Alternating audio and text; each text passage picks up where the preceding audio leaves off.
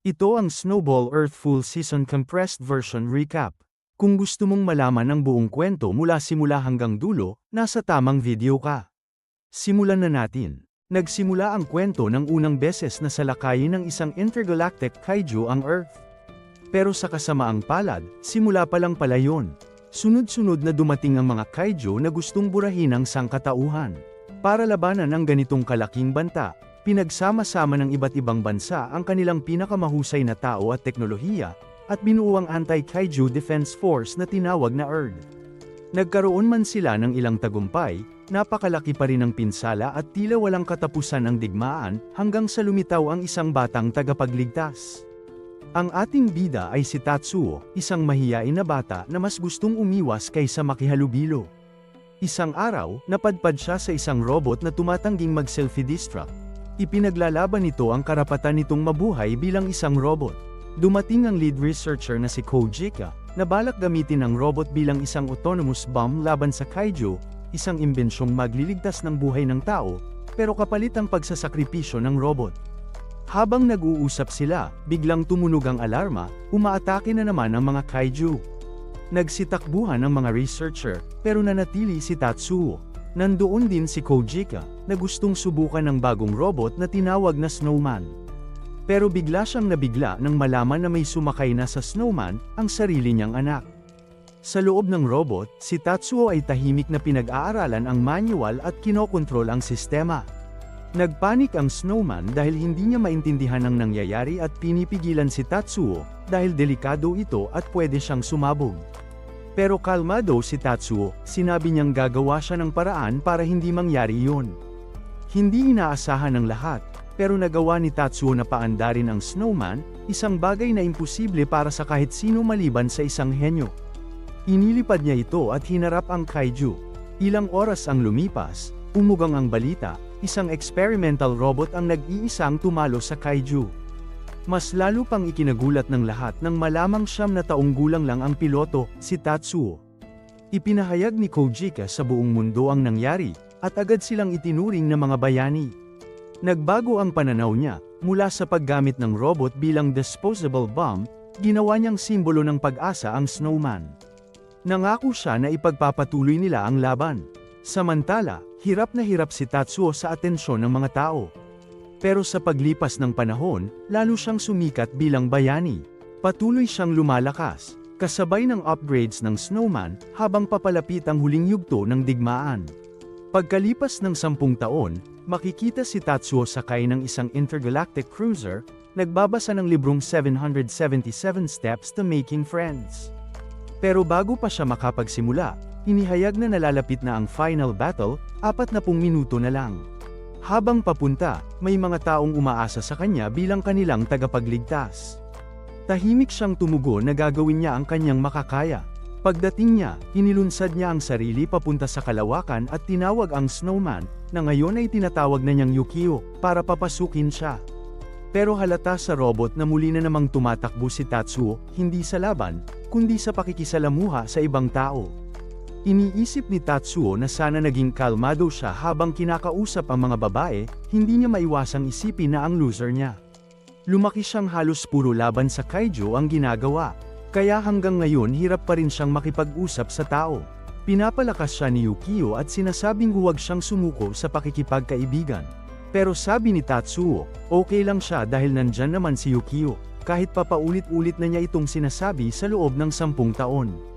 Para sa kanya, mahirap talaga magkaroon ng kaibigan dahil kailangan mong lampasan ang 777 hurdles, ayon sa librong How Even a Kaiju Can Make Friends. Kaya pakiramdam niya, huli na ang lahat para sa kanya. Biglang pumasok ang captain niyang si Miss at ipinaliwanag ang sitwasyon. Malapit na silang makarating sa kaiju horde. Kapag nagsimula ang enkwentro, hihiwalay si Tatsuo sa barko habang didiretso naman ito sa gitna ng kalaban. Doon nila papaputukin ang Infinity Laser, isang sandatang kayang magdulot ng malawakang pinsala sa libu-libong kilometro, sapat para burahin ang buong horde. Ang problema lang, kailangan nila ng oras para makarating sa tamang posisyon. Kaya si Tatsuo at Yukio ang bahala, magwawala sila sa laban, aakitin ang mga kaiju, at babawasan ang bilang ng kalaban.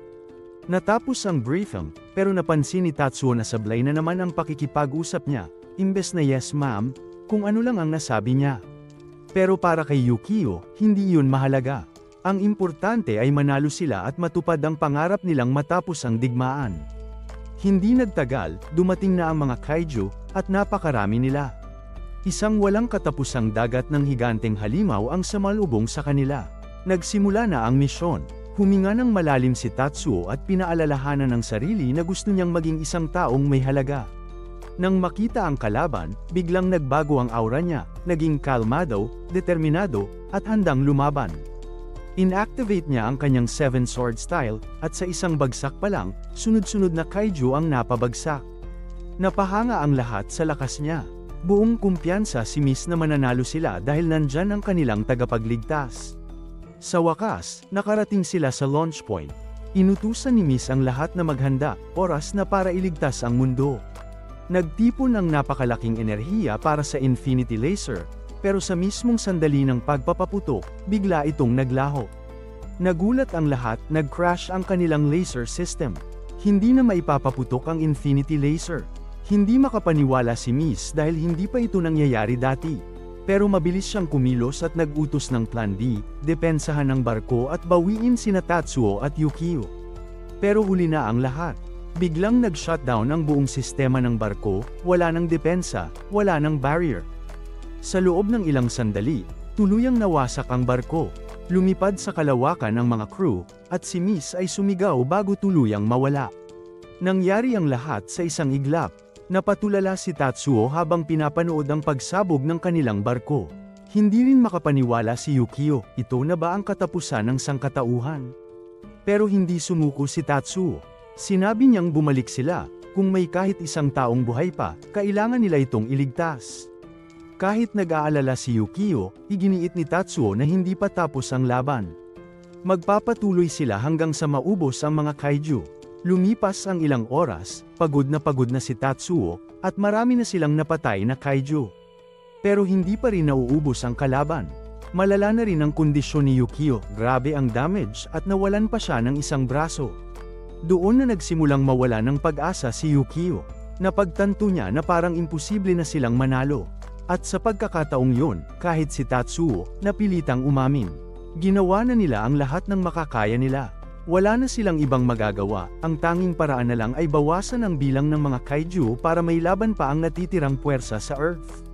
At para magawa yun, kailangan nilang i-activate ang self-destruct ni Yukio. Ayaw na ayaw ito ni Tatsuo, dahil nangako siya na hinding-hindi niya hahayaang mangyari yun. Pero sa sitwasyon nila ngayon, wala na silang ibang choice. Nagkaintindihan sila, tahimik na sinabi ni Tatsuo, oras na para iligtas nila ang mundo, magkasama. Hinahanap na niya ang command para sa self-destruct. At kahit wala siyang naging human friend, okay lang sa kanya, dahil kasama niya si Yukio. Napatigil si Yukio, tinanong niya kung wala ba talagang pagsisisi si Tatsuo.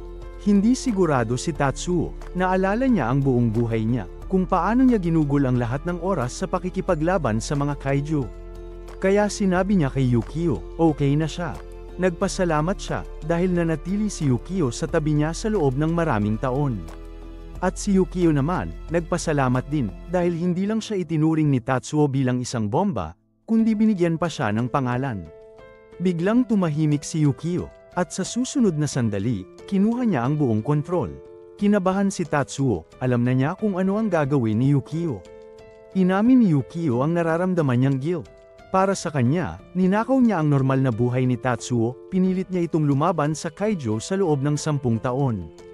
Imbes na maranasan ang pagiging normal na bata, mariing tumutol si Tatsuo, masaya siya na kasama si Yukio, at wala siyang pipiliing iba. Pero huli na ang lahat. Inactivate na ni Yukio ang emergency escape pod, at nagsimula ang countdown. Hindi siya papayag na mamatay si Tatsuo, dahil si Tatsuo ang nagbigay sa kanya ng buhay. Sa huling sandali, inilunsad si Tatsuo palayo, habang sumisigaw at walang magawa. Ibinunyag ni Yukio ang huli niyang pangarap, ang makabalik si Tatsuo sa Earth, at mamuhay ng masaya. Gusto niyang makakita si Tatsuo ng maraming kaibigan. Umiiyak si Tatsuo habang nangangako, gagawa siya ng kahit 100 kaibigan. Napangiti si Yukio, At yun na ang huli niyang salita. Sa isang napakalakas na pagsabog, nag-selfie-destruct siya, at tuluyang binura ang buong kaiju horde. Makalipas ang ilang panahon, nagising si Tatsuo mula sa cold sleep ng escape pod. Dumating na siya sa destinasyon, ang Tokai region sa Japan. Pero may isang problema, lumabas sa screen na 8 taon siyang natulog. Ibig sabihin, 10 taon na ang lumipas mula nang umalis siya sa Earth. Teknikal na, isa na siyang adult kahit hindi siya tumanda. Napaisip siya, kaya pa ba niyang makipagkaibigan? Bumuo siya ng plano, magkulong muna sa kwarto, mag-aral tungkol sa bagong mundo, at saka unti-unting subukang makihalubilo. Paglabas niya ng pod, may naisip siyang eksena, isang malaking crowd na sumasalubong sa kanya, tinatawag siyang bayani. At gustong maging kaibigan niya. Ngumiti siya, iniisip na natupad niya ang pangako niya kay Yukio. Pero, panaginip lang pala yon. Sa realidad, nanlumo si Tatsuo nang makita ang mundo. Imbes na tag-init, ang buong planeta ay nagyelo. Balot ng yelo ang lahat, isang tahimik, malamig, at nakakatakot na tanawin. At doon niya napagtanto, may mas malala pang nangyari kaysa sa digmaan. Ganap na natulala si Tatsuo nang makita niyang wasak na ang mundo. Ibinuwis ni Yukio ang kanyang buhay, pero sa huli, nagyelo pa rin ang buong daigdig. May munting pag-asa pa ring sumagi sa isip niya. Paano kung ang lungsod na ito lang ang naapektuhan? Agad siyang nagmadaling bumalik sa loob ng pod. Umaasang ligtas pa ang Japan at ang iba pang bahagi ng mundo. Pero nang tingnan niya ang mga log na naitala ng escape pod, tuluyan siyang kinilabutan. Ang buong planeta ay nababalot ng yelo. Hindi niya maintindihan kung paano ito nangyari. Wala ring kahit anong palatandaan ng buhay. Kaya napaisip siya kung tuluyan ang nabura ang buong sibilisasyon. Naalala ni Tatsuo ang pangako niya kay Yukio, na gagawa siya ng mga kaibigan. Pero paano yun mangyayari kung wala ng tao? Sa loob ng 22 oras, nanatili siyang nakatulala at lugmok sa lungkot, hanggang sa unti-unti niyang naramdaman ang gutom. Bigla niyang narinig ang boses ni Yukio, ngunit recording lamang pala yon. Ito ang huling mensaheng iniwan ni Yukio, ang kanyang tunay na pangarap. Sa kanyang mga huling sandali, ang tanging nais niya ay bumalik si Tatsuo sa Earth at mamuhay ng normal at masaya. Pero higit sa lahat, gusto niyang magkaroon si Tatsuo ng maraming kaibigan. Doon muling nabuhay ang determinasyon ni Tatsuo. Pagkatapos kumain ng ration, lumabas siya ng pod at nagpasyang tuparin ang kanyang pangako, kahit ano pa ang mangyari. Maghahanap siya ng mga kaibigan.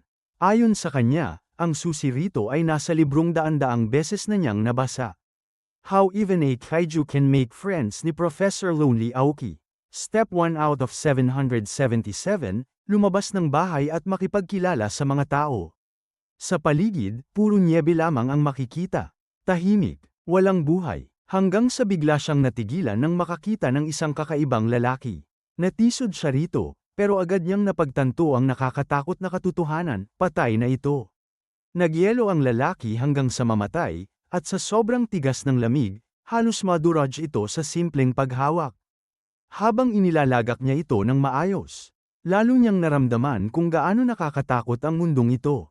Pagkatapos, napansin ni Tatsuo na may sasakyan ang lalaki. Mas lalo siyang natuwa nang makita niyang gumagana pa ito. Habang naglalakbay, nakakita siya ng isang napakalaking butas sa lupa. Doon niya naisip na kung may mga tao pang buhay, malamang ay nasa ilalim sila ng lupa. Kaya agad niyang pinuntahan ang butas. Kumbinsidong maraming survivor ang nasa ibaba. Ang unang hakbang sana ay tawagin sila para papasukin siya. Pero dito siya pinangunahan ng kanyang matinding pagiging antisocial.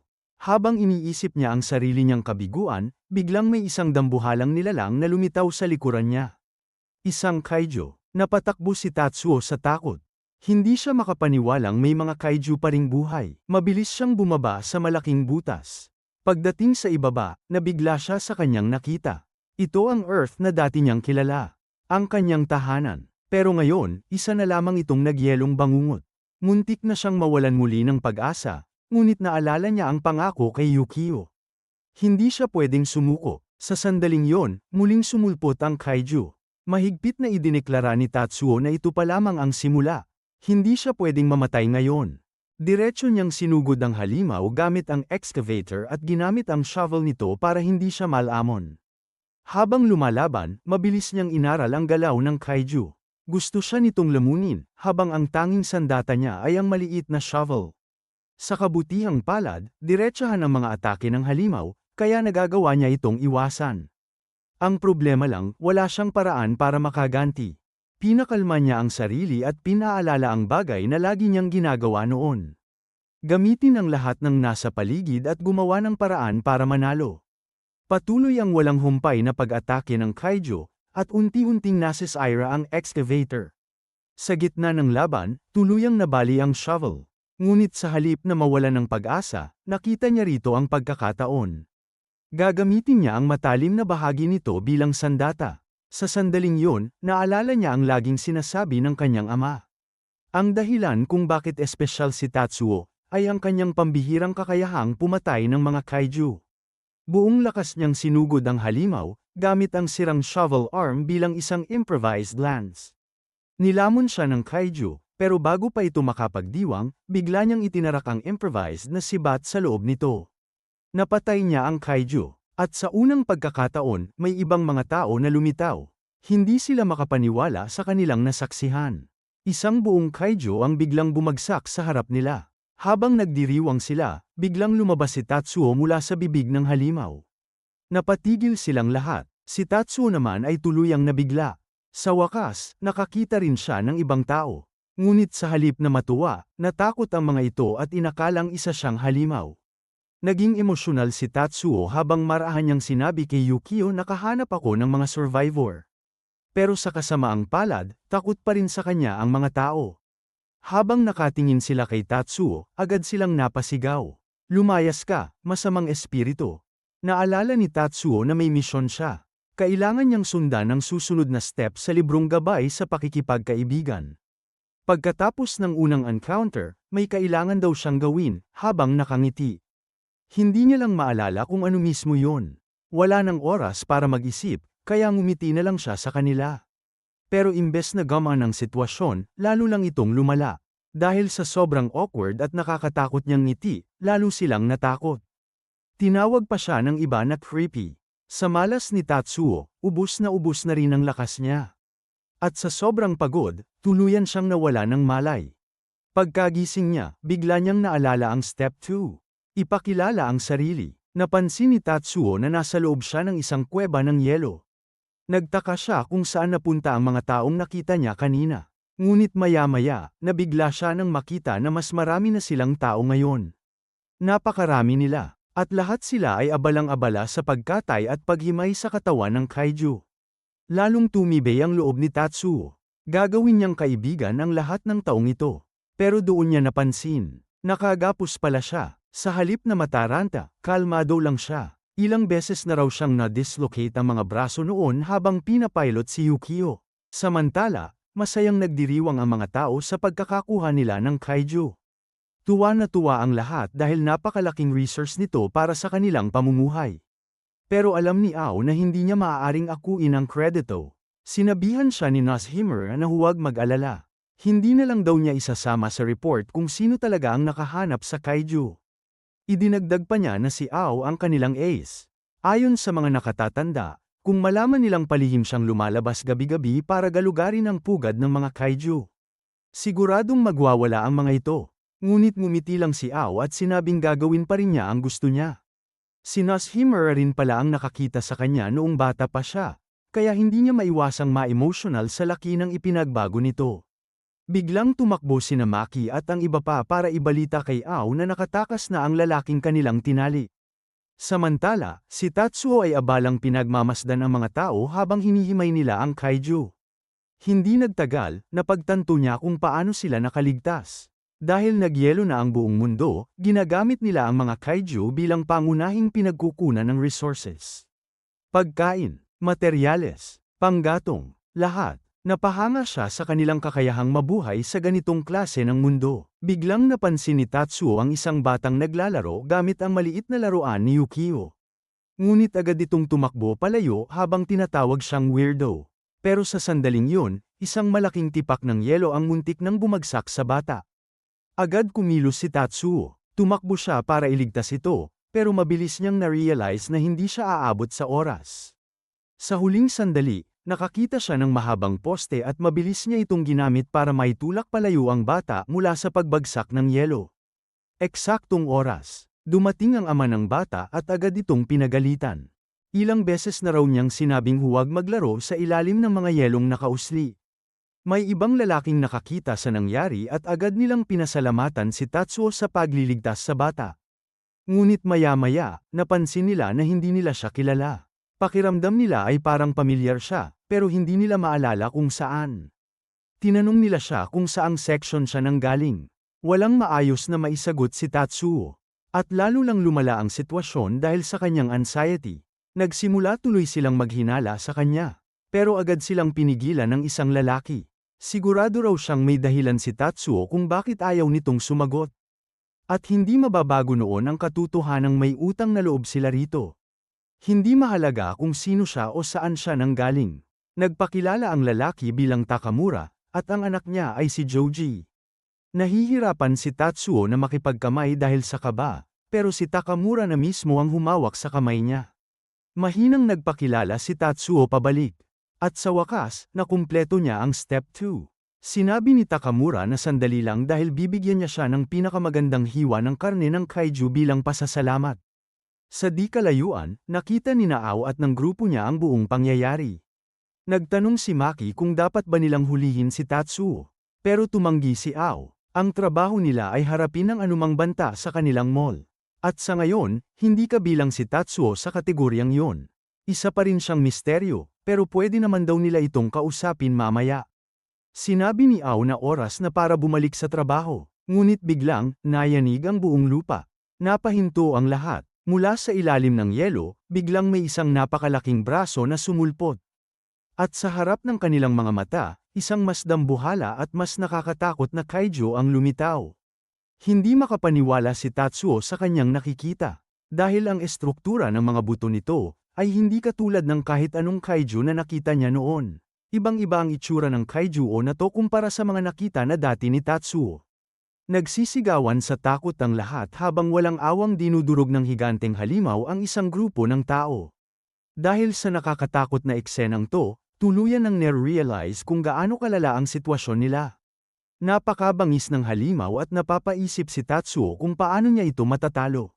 Wala na si Yukio sa kanya, at imposibleng labanan ito gamit lang ang sariling mga kamay. Biglang naisip ni Tatsuo na magtanong na lang sa mga lokal kung paano nila hinaharap ang ganitong mga kaiju.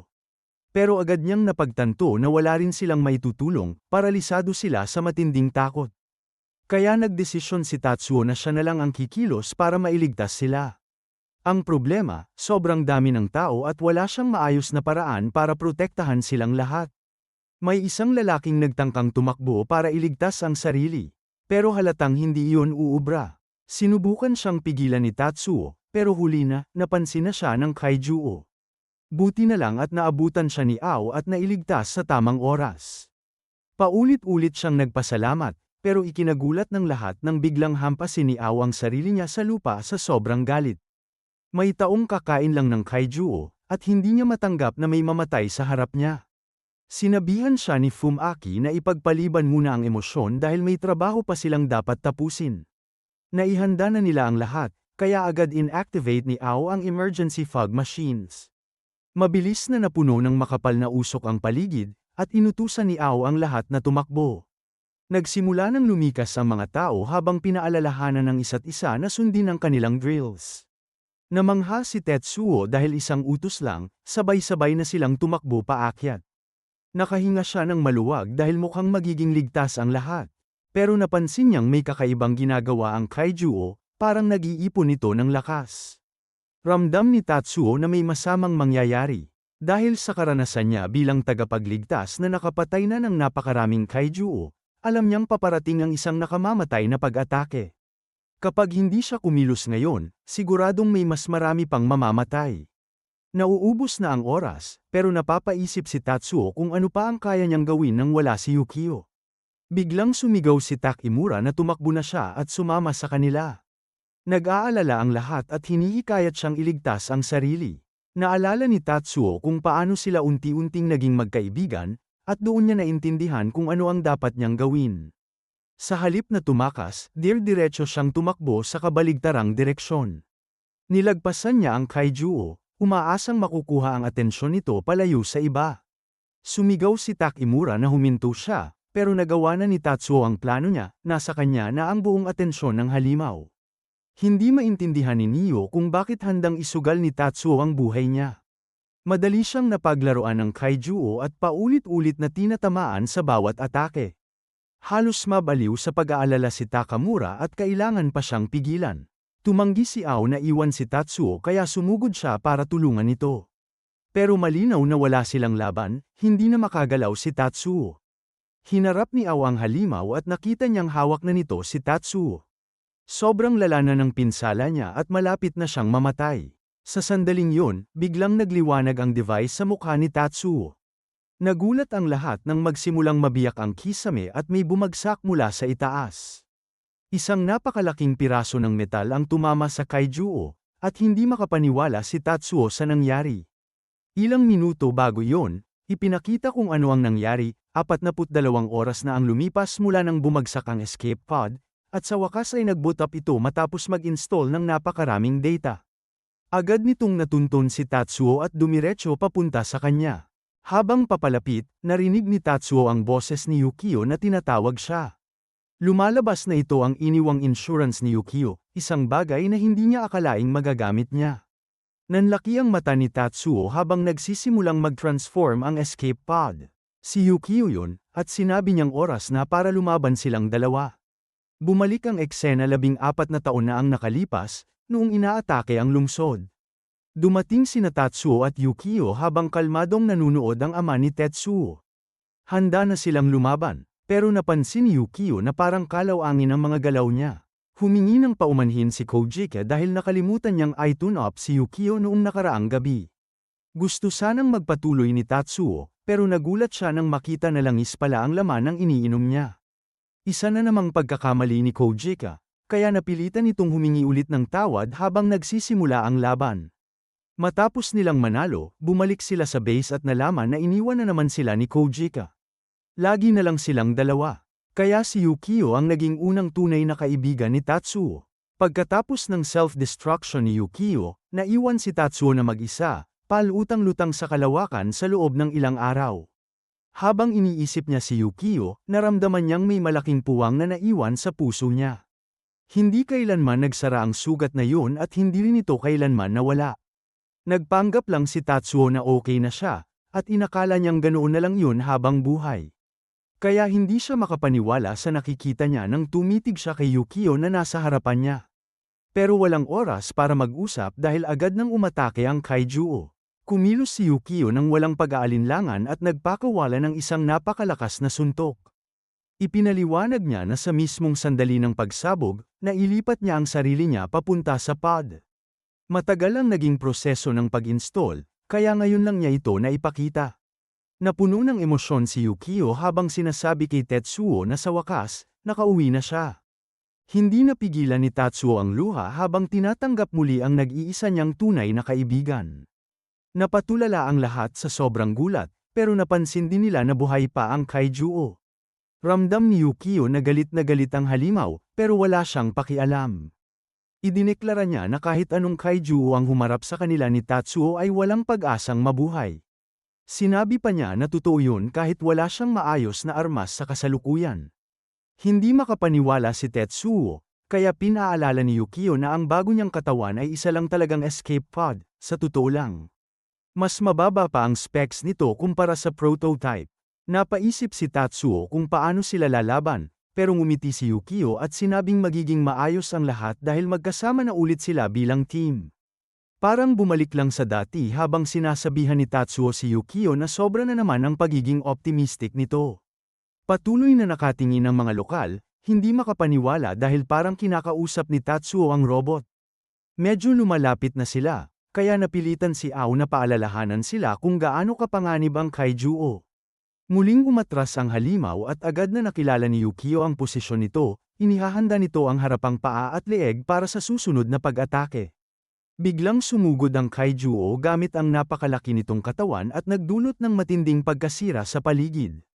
Buti na lang at nakaiwas ang dalawa at bumanggalang ang halimaw sa pader.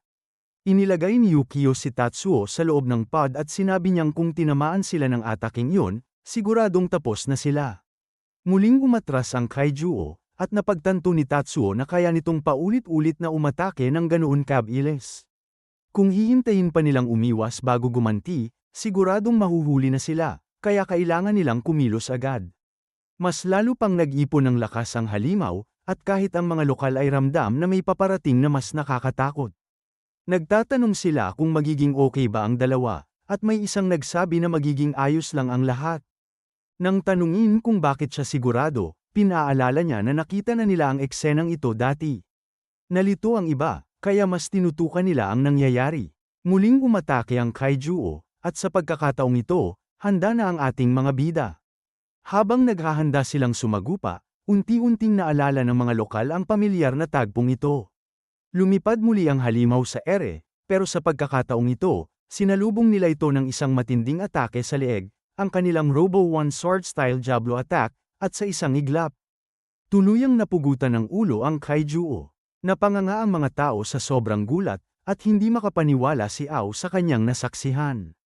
Sa wakas, natalo na ang higanteng halimaw, at nagsigawan ang lahat sa tuwa at selebrasyon. Nanlaki ang mga mata ni Ao habang pinagmamasdan ang ginawang atake ni Tatsuo, isang umiikot na hiwa na ginamitan ng momentum para tuluyang mapugat ang ulo ng Kaijuo. Napakabilis ng galaw ng halimaw, pero nagawa pa rin itong masundan ni Tatsuo. Nagpapatuloy ang kanilang pagdiriwang, pero may masamang senyales na nagaganap 100 kilometro ang layo. Sa lugar na yun, ang Tokyo, makikita ang isang kakaibang uri ng Kaijuo. Isa rin itong higanti, pero mas kahawig ito ng isang tao kumpara sa iba. Matapos talunin ang higanteng Kaijo, inihatid sina Tatsuo at Yukio sa mall kung saan nakatira ang mga natitirang survivors. Hindi makapaniwala si Tatsuo na talagang ang dadalhin sila roon, at masaya rin siya dahil nagawa nilang mapabagsak ang Kaijo. Habang naglalakbay, nabanggit ni Yukio kung gaano nakakagulat na tuluyang nagyelo ang buong planeta sa loob lang ng 10 taon. Sumang-ayon si Tatsuo at sinabing sobrang nabigla rin siya noong una siyang bumalik sa Earth ng mag-isa. May isang babae namang humanga sa Savior Robot at lumingon kay Ao para tanungin kung sang-ayon siya. Pero wala na si Ao roon. Lumapit na pala siya kay Tatsuo at iniabot ang isang lata ng pinya. Ipinaliwanag niyang sa panahon ngayon, ang mga ganitong bagay ay inilalabas lang para sa mga espesyal na pagdiriwang. Nagpasalamat si Yukio, pero si Tatsuo ay muling nawala ng salita. Ipinaliwanag ni Ao na ang delat-ang pinya ay isang napakahalagang bagay dahil hindi na ito kayang gawin ngayon. Tinitigan ni Tatsuo ang lata at nagtanong kung okay lang ba talagang ibigay sa kanya ang ganoong kaalagang bagay. Nahihirapan si Ao kung hihikayatin ba niya itong kainin o babawiin agad, pero mabilis niyang itinama ang sarili at sinabing kainin na niya agad habang may kontrol pa siya sa sarili niya. At nang matikman ni Tatsuo ang pinya, halos matulala siya sa sobrang sarap nito. Pero pagkatapos ng isang kagat lang, biglang nagpanik si Ao. Nagtaka si Tatsuo kung may nagawa ba siyang mali, pero sinabi ni Ao na hindi iyon ang dahilan. Nasasaktan lang daw siya sa ideya na nabawasan na naman ang natitirang pinya sa mundo. Pagkatapos nilang ubusin ang laman ng lata, sinabi ni Ao na may isa pa siyang gustong sabihin, at iyon ay ang kwento ng nangyari 10 taon na ang nakalipas. Nag-atubili sandali si Tatsuo, pero sinabi niyang gusto niya talaga itong marinig. 10 taon na ang nakalipas sa Japan, may isang kakaibang Kaijo na lumitaw mula sa dagat. Hindi naman espesyal ang makakita ng Kaijo dahil sanay na ang mga tao rito, pero may kakaiba sa isang ito. Ibang-iba ito sa lahat ng nakita nila noon. 3 bagay ang nagpapatunay na abnormal ito. Una, malinaw na may anyong halos tao ito.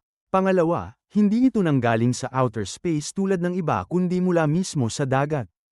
At pangatlo, may kasama itong kakaibang puting lumulutang na sphere. Hindi alam ng mga sundalo kung ano yun kaya nagpasya silang lipulin na lang ito. Habang naghahanda silang lumaban, nagrereklamo ang mga sundalo sa sobrang init sa loob ng kanilang mga mech. Pero biglang nagbago yun nang mabilis na bumaba ang temperatura sa loob. Nagsimulang magyelo ang tubig at dumami ang mga sphere bago ipinadala ng Kaijo ang mga ito palayo. Sa maikling panahon, lumitaw ang mga puting sphere sa buong mundo. Patuloy silang dumami habang kumakalat sa buong planeta. Kapag may nadidikitan ng mga ito, nagyayelo ang lahat sa paligid. Isang mabagsik na hanging may sukdulang lamig ang dumating at walang hirap na kumitil ng napakaraming buhay. Mula noon, hindi na muling uminit ang planeta. At nagsimula ang lahat 10 taon lang ang nakalipas. Natulala sina Tatsuo at Yukio sa narinig nila at nagtaka kung paano nangyari ang lahat ng ito agad pagkatapos nilang umalis. Gusto nilang malaman kung nasaan ang Anti-Kaiju Defense Force, at kinumpirma ni Ao na kilala niya ang grupong yon. Sinabi ni Yukio na mga eksperto sila pagdating sa pakikipaglaban sa kaiju kaya imposibleng wala silang ginawa. Ipinaliwanag ni Ao na masyado lang talagang biglaan ang lahat at napakalaki ng pinsalang dulot ng unang pagyeyelo. Ang mga nakaligtas ay ginawa ang lahat para protektahan ang mga tao, pero hindi nagtagal ay muli na namang bumagsak ang mas maraming kaiju mula sa outer space. Hindi naniniwalang tuluyan silang naubos si Ao dahil maraming chismis tungkol sa kanila. Maya-maya, sinabi ni Ao na malapit na sila at pinaghanda niya ang mga lalaki. Pagliko nila sa kanto, inanunsyo ni Ao na narating na nila ang Mishima Mall. Namangha si Tatsuo nang makita yon dahil itinayo ito mismo sa loob ng bitak sa yelo. Bigla namang napansin ng lahat sa loob ng mall na nakabalik na si Ao. Nagsimulang magtanong ang mga tao kung ibig bang sabihin nito ay bumalik na ang savior o kung matagumpay na nakabalik ang kanilang bayani. Sinalubong sila ng pagbati at pinuri dahil nakabalik sila ng ligtas. Hindi makapaniwala si Tatsuo sa dami ng taong nagdiriwang para sa kanila. Pinapost pa nila siya at tinawag siyang parang isang bayani, at sumunod naman siya. Pagkatapos, ipinaliwanag ni Ao kung paano gumagana ang buhay sa mall. Labis na humanga si Tatsuo at iniisip niyang napakahusay ng lahat ng tao rito. Tinanong niya si Ao kung anong department ang pinamumunuan nito. At sumagot itong accounting department.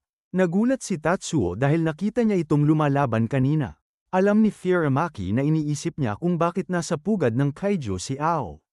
Ipinaliwanag niyang hindi talaga dapat umaalis ng mall si Ao, pero palihim itong lumalabas sa tuwing may pagkakataon. Napansin ni Ao na may ilang taong galit na naghihintay sa kanila kaya sinabi niyang oras na para mapag-alitan na naman sila. Bago siya umalis, sinabi niya kay Tatsuo na si Takamura ang mag-aalaga sa kanya.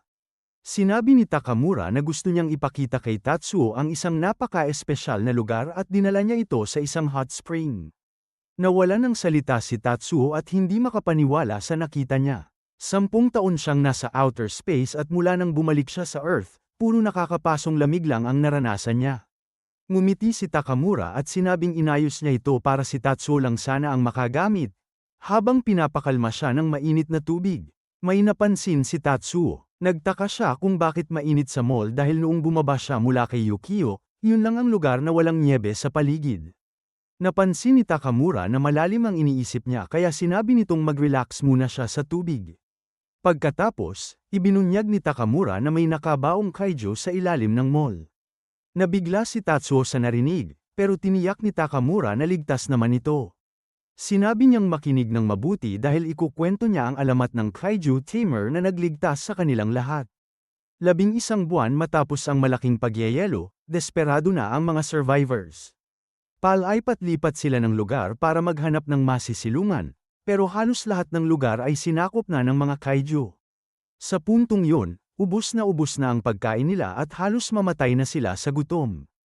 Isang araw, may nakakita ng bangkay ng isang kaiju at sa sobrang desperasyon, kinain ito ng lahat. Nauwi yun sa pagkamatay ng kalahati sa kanila dahil karamihan sa katawan ng tao ay hindi kinaya ang laman ng isang nilalang mula sa kalawakan. Napakasaklap ng sitwasyon, pero kailangan pa rin nilang magpatuloy. Sa isa sa mga sandaling yun, hirap si Ao na makasabay sa grupo. Halos wala na siyang lakas at kailangan na siyang buhatin. Iminungkahi ng isang lalaki na iwan na lang siya dahil pabigat na siya sa grupo. Tumutol agad ang guro ni Ao at galit na tinanong kung paano nila nasasabi yon. Ipinaliwanag ng lalaki na nagkasakit si Ao mula nang kainin niya ang karne ng kaiju at oras na lang ang hinihintay bago siya magsuka ng dugo at mamatay tulad ng iba. Biglang may lumitaw na kaiju at nagsimulang tumakbo ang lahat. May ilan sa kanilang natigilan sa takot dahil may isa pang kaiju sa likuran nila. Nang makalayo sila, napansin nilang magkaharap lang ang dalawang kaiju sa isang matinding titigan. Doon lang napansin ng guro ni Ao na sa gitna ng kaguluhan, naiwan pala niya si Ao. Determinado si Takamura na balikan siya, pero pinigilan siya ng lahat. Sinabi nilang wala nang saysay yun dahil siguradong patay na si Ao. Sumabog sa galit si Takamura at sinabi niyang maling iwanan ang buhay ng isang bata kahit ano pa ang sitwasyon. Hangga't tao raw sila, hindi tama ang basta pagsuko sa buhay ng iba. Ipinaalala ng grupo na wala na silang savior, pero tumanggi si Takamura na sumuko. Samantala, si Ao ay mag-isang naghihintay ng kamatayan. Hindi na siya makagalaw at sa hindi maipaliwanag na dahilan, pumuti ang kanyang buhok. Isang misteryosong boses ang nagsimulang kumausap sa kanya sa loob ng kanyang isip at tinanong siya kung ano ang nararamdaman niya habang hinaharap ang sarili niyang kamatayan. Doon niya naalala na mula pa nang kainin niya ang karne ng kaiju, naririnig na niya ang boses na iyon. At ngayon ay naintindihan niyang galing pala ito mismo sa kaiju. Sinabi ng kaiju na mamamatay na siya at nakakatuwa raw para rito ang emosyon ng mga tao. Ang naiisip lang ni Ao ay ayaw pa niyang matapos ang buhay niya. Marami pa siyang gustong maranasan tulad ng umibig at makasali sa Olympics. Gusto pa niyang makakain ng mainit na pancakes dahil ayaw niyang kaiju meat ang maging huli niyang pagkain. Natatakot siya sa sakit at sa pagkawala ng buhay kaya napasigaw siya. Lalong natuwa ang boses dahil iyon mismo ang emosyon na inaasahan nito. Inakala nitong mararamdaman niya ang takot, kawalan ng pag-asa, pagsisisi, at higit sa lahat, galit sa mga taong iniwan siya. Nag-isip sandali si Ao at kalmadong sinabi na wala siyang nararamdamang galit. Sa halip, napakalaking pagmamahal daw ang nararamdaman niya para sa mga taong nasa paligid niya. Lubos na naguluhan ang kaiju at sinabing hindi nito yun maintindihan. Ikinwento niya kung paano laging hinahati ni na Mr. at Mrs. Takamura ang pagkain nila sa mga bata kahit kulang na kulang sila. Ikinwento rin niya ang kanyang guro na sobrang duwag pero palaging inuuna ang kaligtasan ng mga bata. Ganoon lang talaga sila, at sinabi ni Ao na mahal niya silang lahat. Gamit ang natitira niyang lakas, tumayo si Ao at ipinahayag na gusto niyang protektahan sila. Naalala niyang may nagsabing wala na silang savior, kaya sinabi niyang nandito pa rin siya. Umungal ang kaiju sa harap niya pero hindi siya natinag. Idineklara niyang wawasaki niya ito mula sa loob at sinabi niyang ang mga tao ang mananalo. Inatake siya ng kaiju, pero hinarang ito ng isa pang kaiju. Sinabi ng kaiju sa loob ng isip niya na hindi nito maintindihan ang lahat ng sinasabi niya. Pero sa sobrang interes nito, hindi nito maunawaan kung paano nagagawa ng isang maliit na batang tao na magsalita tungkol sa pagprotekta sa iba habang kaharap ang kamatayan. Ang kaijung nagprotekta sa kanya ay nagkaroon ng bagong kapangyarihan. Maging si Ao ay nabalot din ng apoy at nagulat siya rito. Lahat ng nakakita ay hindi makapaniwala nang mapagtanto nilang somehow ay konektado si Ao sa kaiju. Nakasync silang dalawa kaya nagsimulang isipin ng lahat kung isa ba siyang uri ng kaiju tamer. Dahil wala pang ganitong nangyari noon, sinimulan nila siyang tawaging kanilang savior. Sinabi ng kaiju kay Ao na interesado ito sa kanyang mga iniisip at emosyon. Kapalit ng mas marami pang kaalamang yon, gagamitin nito ang bago nitong kapangyarihan para protektahan silang lahat. Hanggat patuloy niya itong pinapakita ng mga emosyon na yon, ipinangako nitong pananatilihing mainit ang lupain. Sa kasalukuyan, ipinakita kay Tatsuo ang kaiju sa ilalim ng mall, at hindi siya makapaniwala sa sariling mga mata. Sa ibang lugar, masusing minamasdan ng isang koronel ang misteryosong kaiju. Nakaupo lang ng casual ang kaiju sa tuktok ng isang gusali habang halatang iritado ang koronel. Dumating ang kanyang tauhan na si Tochi at sinabing narito siya para sunduin ang koronel. Sinabi ni Atwa na napakalamig ng gabing yun at binalaan niya sila na kahit naka-cold weather gear pa sila, wala rin yung silbi kapag masyado silang lumapit sa kaiju. Alam na yun ng koronel kaya sinabi niyang kakailanganin nila ng source ng init. Agad nang naisip ni Atwa na ang tinutukoy niya ay ang nagliliyab na kaiju na nasa Mishima Mall. Biglang tumingin sa kanila ang nakakatakot na kaiju at napagtanto ng koronel na napansin na sila nito. Huli na ang lahat dahil nagsimulang gumuho ang gusaling kinatatayuan nila. Lumitaw ang isang dambuhalang tatlong ulong kaiju at napag-alaman nilang may sarili ring bodyguards ang humanoid kaiju. Sinabi ng koronel kay Atwa na wala silang ibang choice kundi lumaban. Ipinaalala ni Atwa sa lahat na sila ang Anti-Kaiju Defense Force at sila ang ilaw ng VID.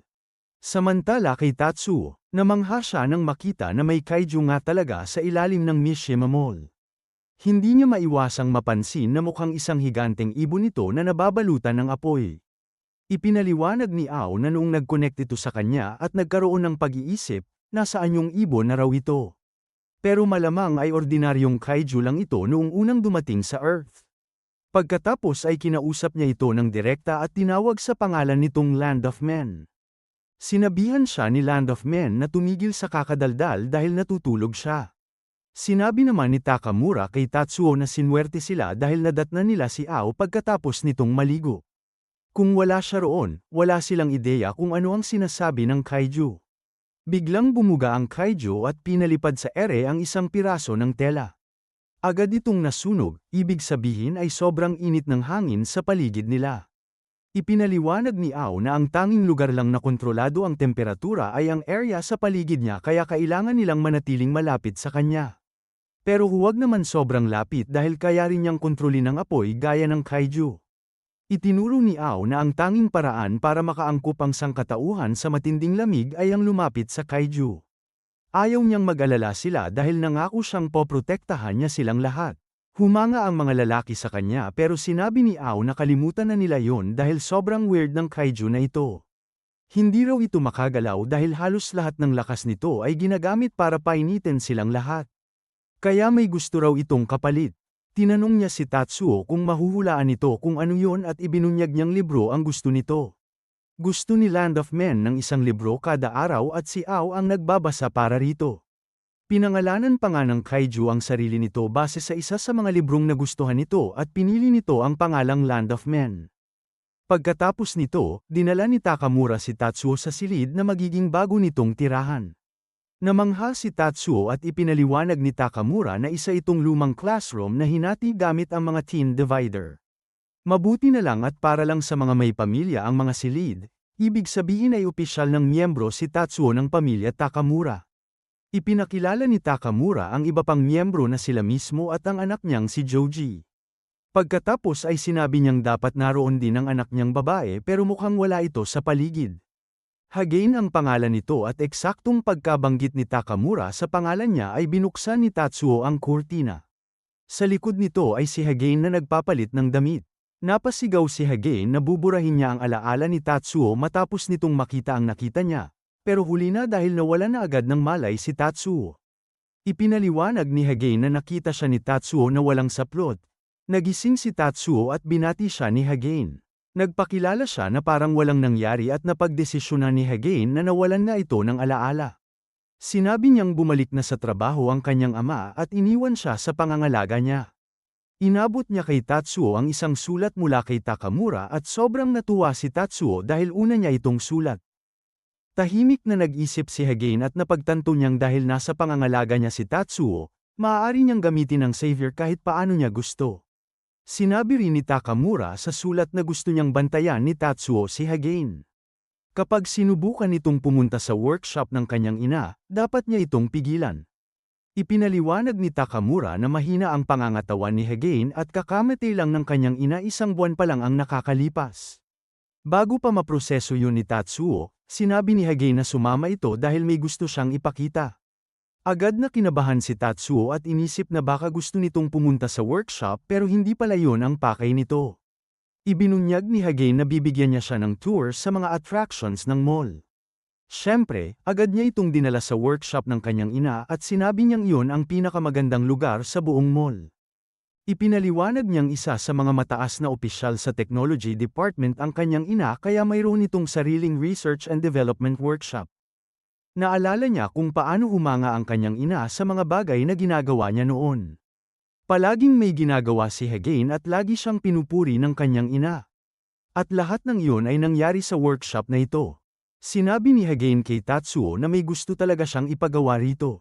Ipinakita niya yon at hindi makapaniwala si Tatsuo. Samantala, pinag-uusapan ng koronel at ni Atuchi ang nangyari sa engkwentro nila sa bodyguard na kaiju.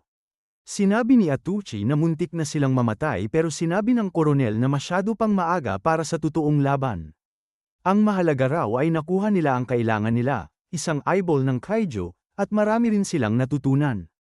Para makalapit sa humanoid variant, kailangan talaga nilang gamitin ang nagliliyab na kaiju ng Mishima Mall. Biglang naalala ni Etwa na nakatanggap siya ng nakakaintrigang report mula sa isang nagngangalang Artemis. Nakasaad doon na si Tatsuo, ang savior, ay nakabalik na mula sa outer space. Tungkol naman sa nagliliyab na kaiju at sa bagong makina ni Tatsuo, kukunin nila pareho ang mga ito.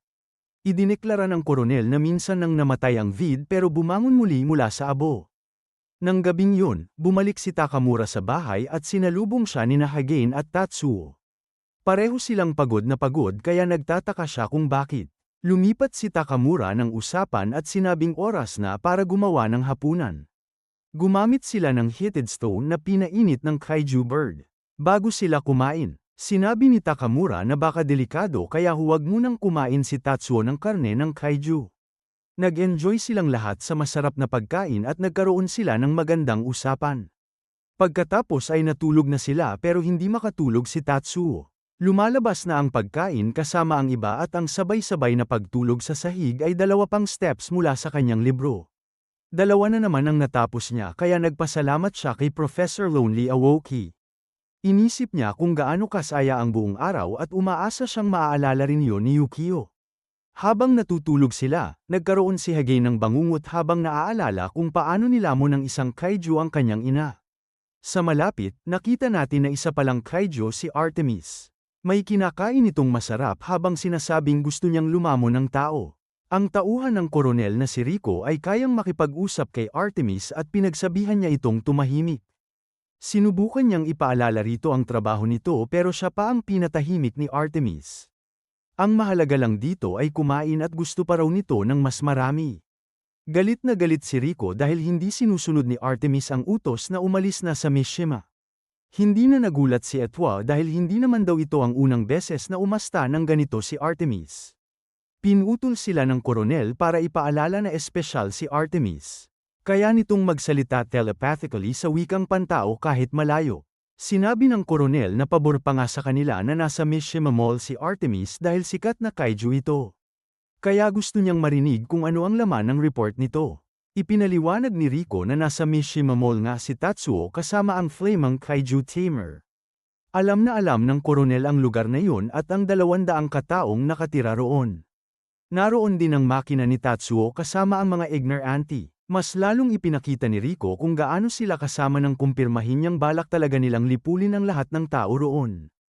Ipinaalala niyang pangunahing objective nila ang nakawin ng Flaming Kaiju kaya nagtataka siya kung kailangan pa bang patayin ang lahat. Papunta na roon ang 6 na lobo at walang makakapigil sa kanila. Isang linggo matapos dumating si Tatsuo sa Mishima Mall, makikita nating nagtutulungan na sila ni Hagane sa workshop ng kanyang ina. Katatapos lang nila ng isang proyekto at naging emosyonal si Hagane. Ipinaliwanag niyang mas panatag na ang isip niya nitong mga nakaraang araw. Inamin niyang hindi siya nakakatulog ng maayos simula nang gumamit siya ng gunpowder. Pinayuko niya si Tatsuo sa harap niya at ipinaliwanag na isa itong uri ng ritual. May taong laging gumagawa nito sa kanya noon kaya gusto naman niyang gawin yun kapalit ng taong yun. Inilagay ni Hagane ang kanyang kamay sa ulo ni Tatsuo at marahang tinapak ito. Sinabi niyang good job. Pagkalipas ng ilang sandali, parang may kakaiba siyang naramdaman. Mabilis niya iyong tinapos at nagpasalamat sa kooperasyon nito. Agad namang nawalan ulit ng malay si Tatsuo at napaisip si Hagane kung bakit parang kakaiba ang pakiramdam noon. Nang gabing yun, sabay-sabay na kumain ang pamilya Takamura. Inisip ni Hagane na 45 days na mula nang mamatay ang kanyang ina. Sa kung anong dahilan, hindi na parang kakaiba na si Tatsuo ang nakaupo sa pwesto ng kanyang ina. Kinagabihan, nagising si Tatsuo para magbanyo at may nakita siyang sulat sa ibabaw niya. Mula yun kay Hagane na nagpapasalamat sa pagtulong nito. Inihayag niya sa sulat na nilamon ng isang kaiju ang kanyang ina at doon ito namatay. Nabigla si Tatsuo at nakita natin na lumabas mag-isa si Hagane. Napakalamig at pakiramdam niya ay sobrang katangahan ang ginagawa niya. Pakiramdam niya ay may masamang mangyayari sa kanya dahil sa malas niya at biglang lumitaw ang isang dambuhalang kaiju. Si Artemis yun at naamoy nito ang pamilyar na scent. Si Artemis pala ang lumamon sa ina ni Hagane at muntik na rin itong kainin si Hagane noon. Ang dahilan lang kung bakit hindi siya nalamon ay dahil dumating ang Flaming Kaiju para pigilan ito. Hindi nito siya nakay noon pero hindi na raw yun mauulit. Samantala, iniisip ni Hagane na ang kaijung ito ang pumatay sa kanyang ina. Kaya binawi niya ang lahat ng sinabi niya tungkol sa malas. Napagtanto niyang nasa panig niya ang swerte dahil magkakaroon na siya ng pagkakataong maghayganti sa kaiju na kumuha sa kanyang ina. Sinabi niya sa kanyang ina na manood ito habang umaatake si Artemis. Nagulat ito nang maiwasan ni Hagane ang atake at napaisip kung tao ba talaga siya. Lumalabas na inactivate ni Hagane ang boots na katatapos lang niyang gawin. Tinawag niya itong Earth Anti-Kaiju Otter Hover Boots. Espesyal ito mula sa Takamura Workshop at balak niya itong gamitin laban sa kaiju. Ipinaliwanag niyang nagtulungan sila ni Tatsuo para i-modify ang close combat gear para magamit sa snow. Lumapit ang nakakatakot na kaiju pero pinaalalahanan ni Hagane ang sarili niyang kayanan niyang lumaban ngayon.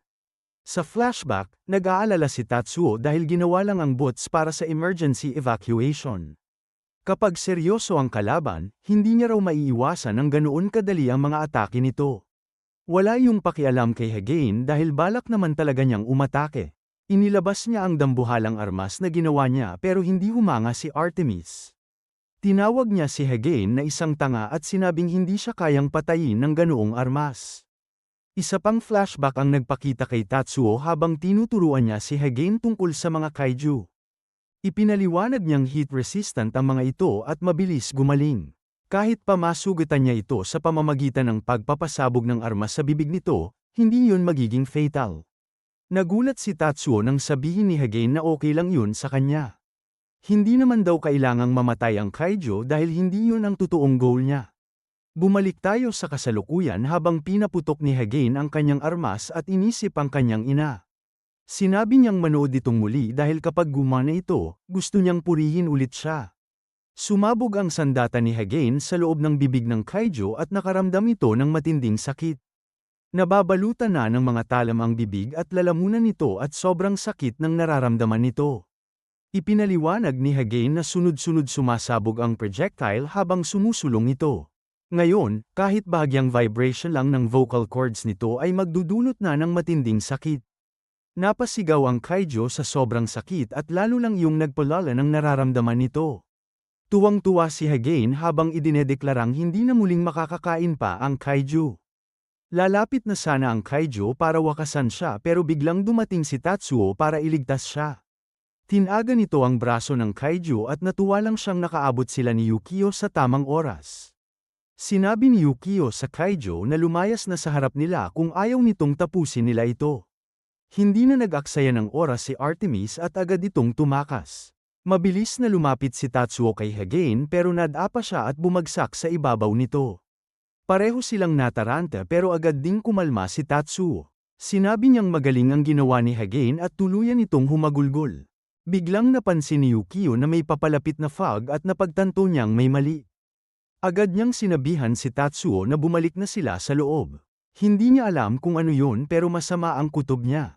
5 kilometro ang layo, mabilis na papalapit ang koronel. Alam niyang natalo na si Artemis pero sinabi niyang hindi yun problema. Ayon sa kanya, nasa magandang posisyon sila ngayon at nakita nating marami silang kasamang mga halimaw.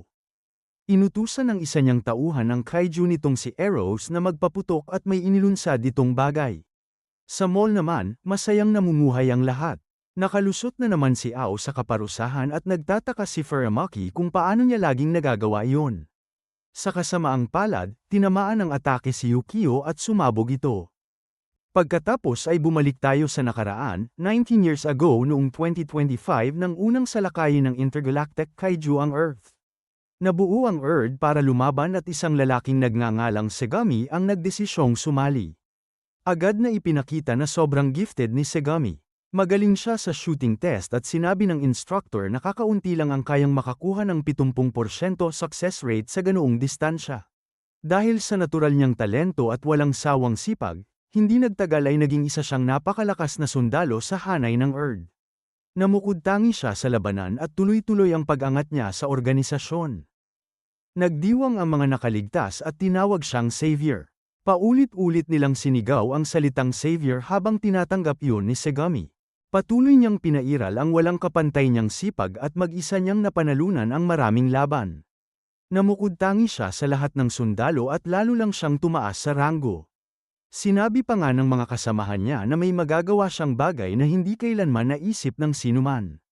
Sinabi nilang magiging savior siya ng sangkatauhan at unti-unting nagustuhan ni Segami ang tunog noon. Pero isang araw, kumalat ang balita tungkol sa isang 9-year-old boy na si Tatsuo na nagpipilot ng robot. Walang nakakakilala kay Tatsuo noon pero mag-isa nitong natalo ang isang kaiju. Tinawag siya ng mga tao sa social media na savior at halatang hindi iyon nagustuhan ni Segami. Kalaunan, nagalit ang isang sundalo nang marinig niyang binabawasan ng Earth ang kanilang mga tropa dahil dito. Hindi niya maintindihan kung paano naniwala ang mga tao na kayang iligtas ni Tatsuo ang buong mundo mag-isa.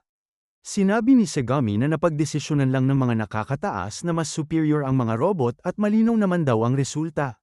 Wala silang magagawa roon kaya dapat ay ituon na lang nila ang pansin sa kaya nilang kontrolin. Dahil wala siyang choice, sinubukan ni Segami na alamin ang katotohanan tungkol sa mga robot. Tinest niya ang simulator para makita kung gaano talaga kaepektibo ang mga robot sa laban kontra kaiju at hindi siya humanga. Sinabi niyang hindi ito ganoon ka-responsive gaya ng inaasahan niya at kinwestiyon pa kung talagang epektibo ba ang mga robot. Samantala, patuloy namang sumisikat si Tatsuo. Sunod-sunod niyang tinatalo ang mga kaiju habang halos walang collateral damage. Mahiyain si Tatsuo pero hindi naman nahiyang purihin siya ng mga taong iniligtas niya. Tinawag nila siyang tunay na savior at minahal siya ng buong mundo. Hindi yun nagustuhan ng karaniwang walang emosyon na si Segami at tinawag niyang tinik sa kanyang tagiliran si Tatsuo. Wala siyang choice kundi panuorin ang pag-angat nito habang lalo siyang napupuno ng galit. Isang araw, tumunog ang alarm nang may mamata ang 3 intergalactic kaiju ng sabay-sabay. May paparating pang iba kaya agad na lumaban si Segami at ang kanyang grupo. Lubusan silang na-overwhelm kaya inutusan ni Segami ang mga tauhan niyang umatras. Habang tumatakas ang lahat, sumugod siya sa kaiju na parang tunay na halimaw. Pinagbabaril niya ito nang walang takot at handang harapin ang kamatayan. Handa nang wakasan ng kaiju ang kanyang buhay nang ideklara niyang siya ang savior ng mundo. Handa na siyang mamatay pero biglang dumating si Tatsuo at tinalo ang kaiju. Siyempre, galit na galit si Segami dahil matagal na niyang kinamumuhian si Tatsuo at tinutukan pa niya ito ng baril. Sa malas niya, wala na siyang bala kaya wala siyang nagawa kundi magalit. Mula noon, promotion na lang ang laman ng isip ni Segami at napakabilis niyang umangat sa ranggo. Nang makuha niya ang kapangyarihan at posisyon, sinimulan niya ang matagal na niyang plano. Humarap siya sa leadership at sinabi niyang napakadelikado at napakawalang ingat na ipagkatiwala ang buong kapalaran ng sangkatauhan kay Tatsuo lamang. Ayon sa kanya, hindi kailangang isa lang ang savior. Kung magsasanay sila ng mga gifted na bata at siya ang captain instructor, malalampasan pa nila si Tatsuo. Nangako siyang iyon ang tunay na paraan para iligtas ang mundo at nagpalakpakan ang mga tao. Pagdating ng 2034, dumating ang malaking pagyeyelo. Noong 2035, nagtapos sa kabiguan ang huling laban nina Tatsuo at Earth at tuluyang nawala sa alaala ng mga tao ang pangalang Vid. Mukhang tuluyan ang bumagsak ang dakilang plano ni Segami. Ngunit siya at ang mga batang iyon ay nakaligtas sa matinding kondisyon at mas lalo pang lumakas. Makalipas ang maraming taon, nakarating kay Segami ang balitang nakabalik na si Tatsuo mula sa outer space. Sinabi niya sa sarili niyang talagang istorbo si Tatsuo at hindi ito matapos-tapos kahit sa dulo ng universo. Idineklara niyang kukunin ng Vid ang Flaming Kaiju ng Mishima at pati ang bagong makina ni Tatsuo. Para sa kanya, wala nang ibang savior na kailangan maliban sa Vid. Bumalik tayo sa kasalukuyan habang sinasabihan ni Yukio si Tatsuo na bumalik sa loob dahil masama ang kutob niya. Nagpaputok ang tauhan ni Segami gamit ang kanyang kaiju at dumiretso ang projectile kay Yukio. Tumama ang atake at grabe ang pinsalang tinamo ni Yukio. Nayanig si Tatsuo at agad siyang tumakbo papunta rito. Nagdiwang si Segami at ang grupo niya habang sinasabing eksaktong tumama ang atake. Idineklara ni Segami na nasa panig nila ang swerte ngayon. Dahil nailayo si Tatsuo sa mall at wasak na si Yukio, nawala na raw ng pinakamalakas nitong sandata ang Mishima Mall. Ngunit may isang miyembro ng grupo na si Yuma na hindi mukhang masaya. Sinabi ni Yuma na hindi siya makakaramdam ng saya dahil namatay si Artemis sa proseso. Wala na raw siyang kaiju kaya wala na siyang silbi sa koronel. Sinabi ni Segami na huwag siyang mag-alala dahil pwede naman siyang manatili sa likod niya. Sinabi niya yun sa nakakatakot niyang charismatic na paraan at kinilig naman si Yuma. Muli niyang pinagtibay na sila ang vid at nagninggas na ang tanglaw ng kaligtasan. Tungkol naman kay Tatsuo, sinabi ni Segami na siya mismo ang papatay rito. Nag-cheer ang grupo at nagbiro pa siya na malamang umiiyak na si Tatsuo dahil sa nasirang robot nito. Sa malas niya, mali siya. Biglang dumating sina Tatsuo at Yukio at pinutol nila ang sungay ng reindeer kaiju. Grabe ang damage na ginawa nila at hindi makapaniwala si Segami na agad silang nakabawi. Nagulat din si Yukio nang mapansin ang tatlong tao sa ibabaw ng kaiju. Napagtanto niyang kailangan niyang maiwasang masaktan ang mga tao habang pinapatay ang kaiju. Isa lang ang espada niya pero ginamit pa rin niya ang kanyang six-sword style attack. Nagpakawala si Tatsuo ng napakalakas na atake pero nagulat siya ng pam-alya ito. Ginamit ng isa sa mga kaiju ang kakayahan nito at biglang naglaho ang buong vid team. Hindi makapagsalita si Tatsuo dahil imposible dapat yun. Nakilala ni Segami ang boses na lumalabas mula sa robot at may napagtanto siya. Maliwanag na ngayon na nagpalit ng katawan si Yukio. Nagsimulang questionin ni Tatsuo kung ano nga ba talaga ang imposible pagdating sa mga kaiju at supernatural powers. Ang apoy ng kaiju ni Ao ay imposible rin naman kaya nagtataka siya kung ano talaga ang nangyayari. Inamin ni Segami na talagang nakakabaliw sa isip ang kakayahan ng kanilang mga kaiju. Pagkatapos ay pinaisip niya kay Tatsuo kung ano ang mangyayari kapag ang katawan ng isang kaiju na kayang mag-shapeshift sa anumang environment ay pinagsama sa utak ng tao na may nakatagong potensyal.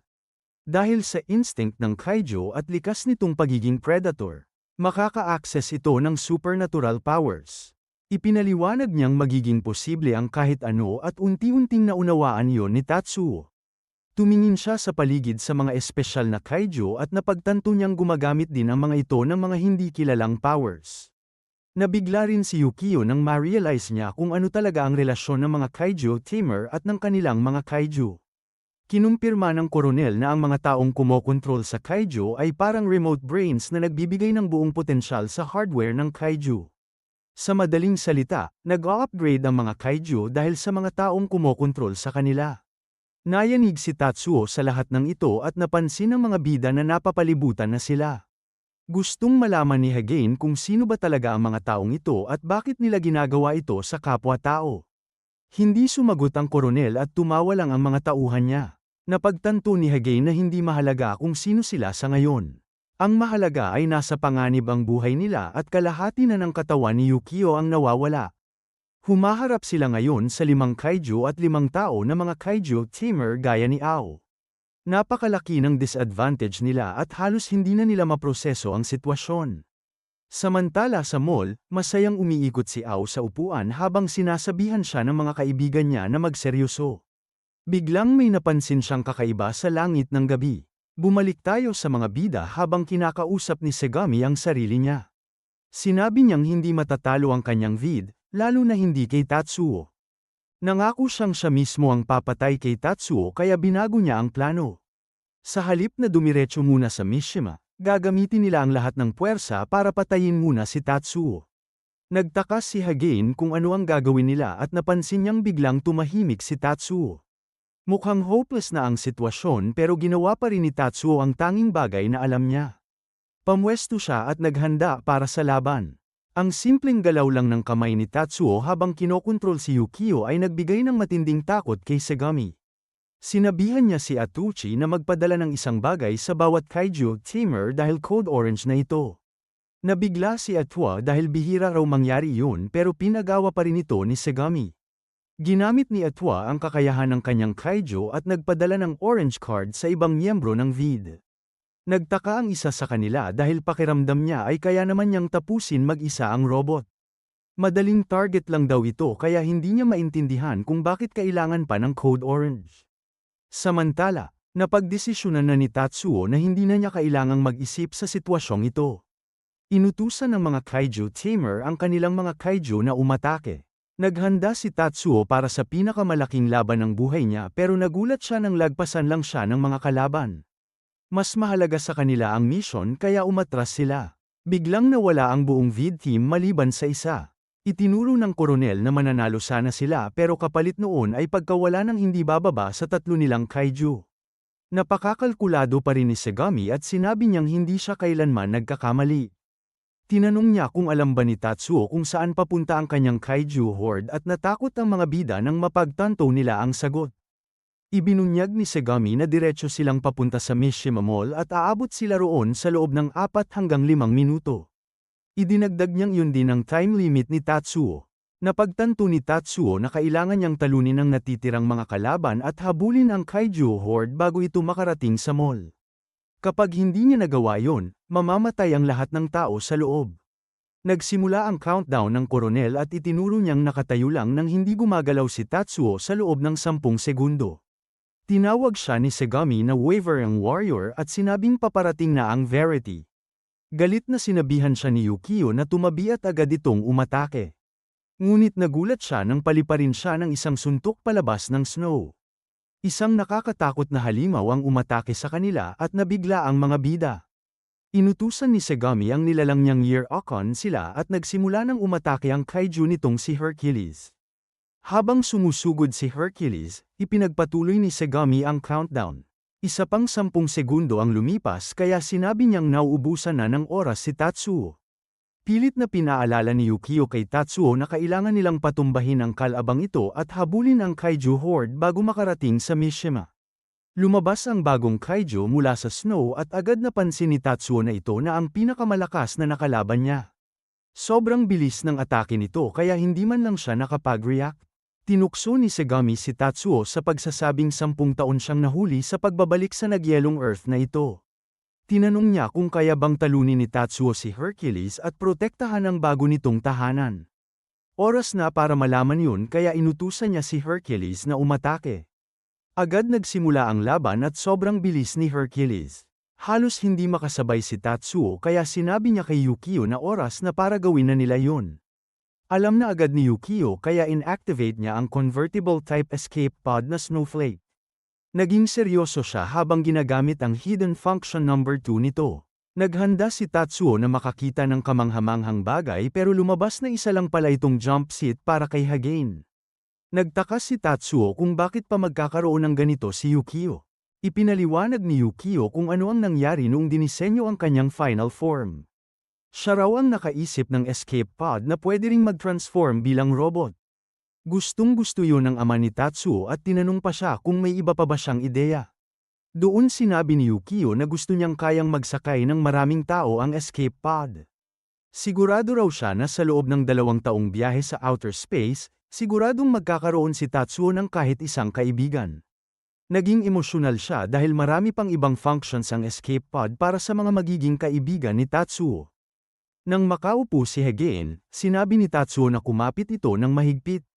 Medyo magiging maalog raw dahil mabilis niyang iniwas ang isa sa mga atake ng halimaw.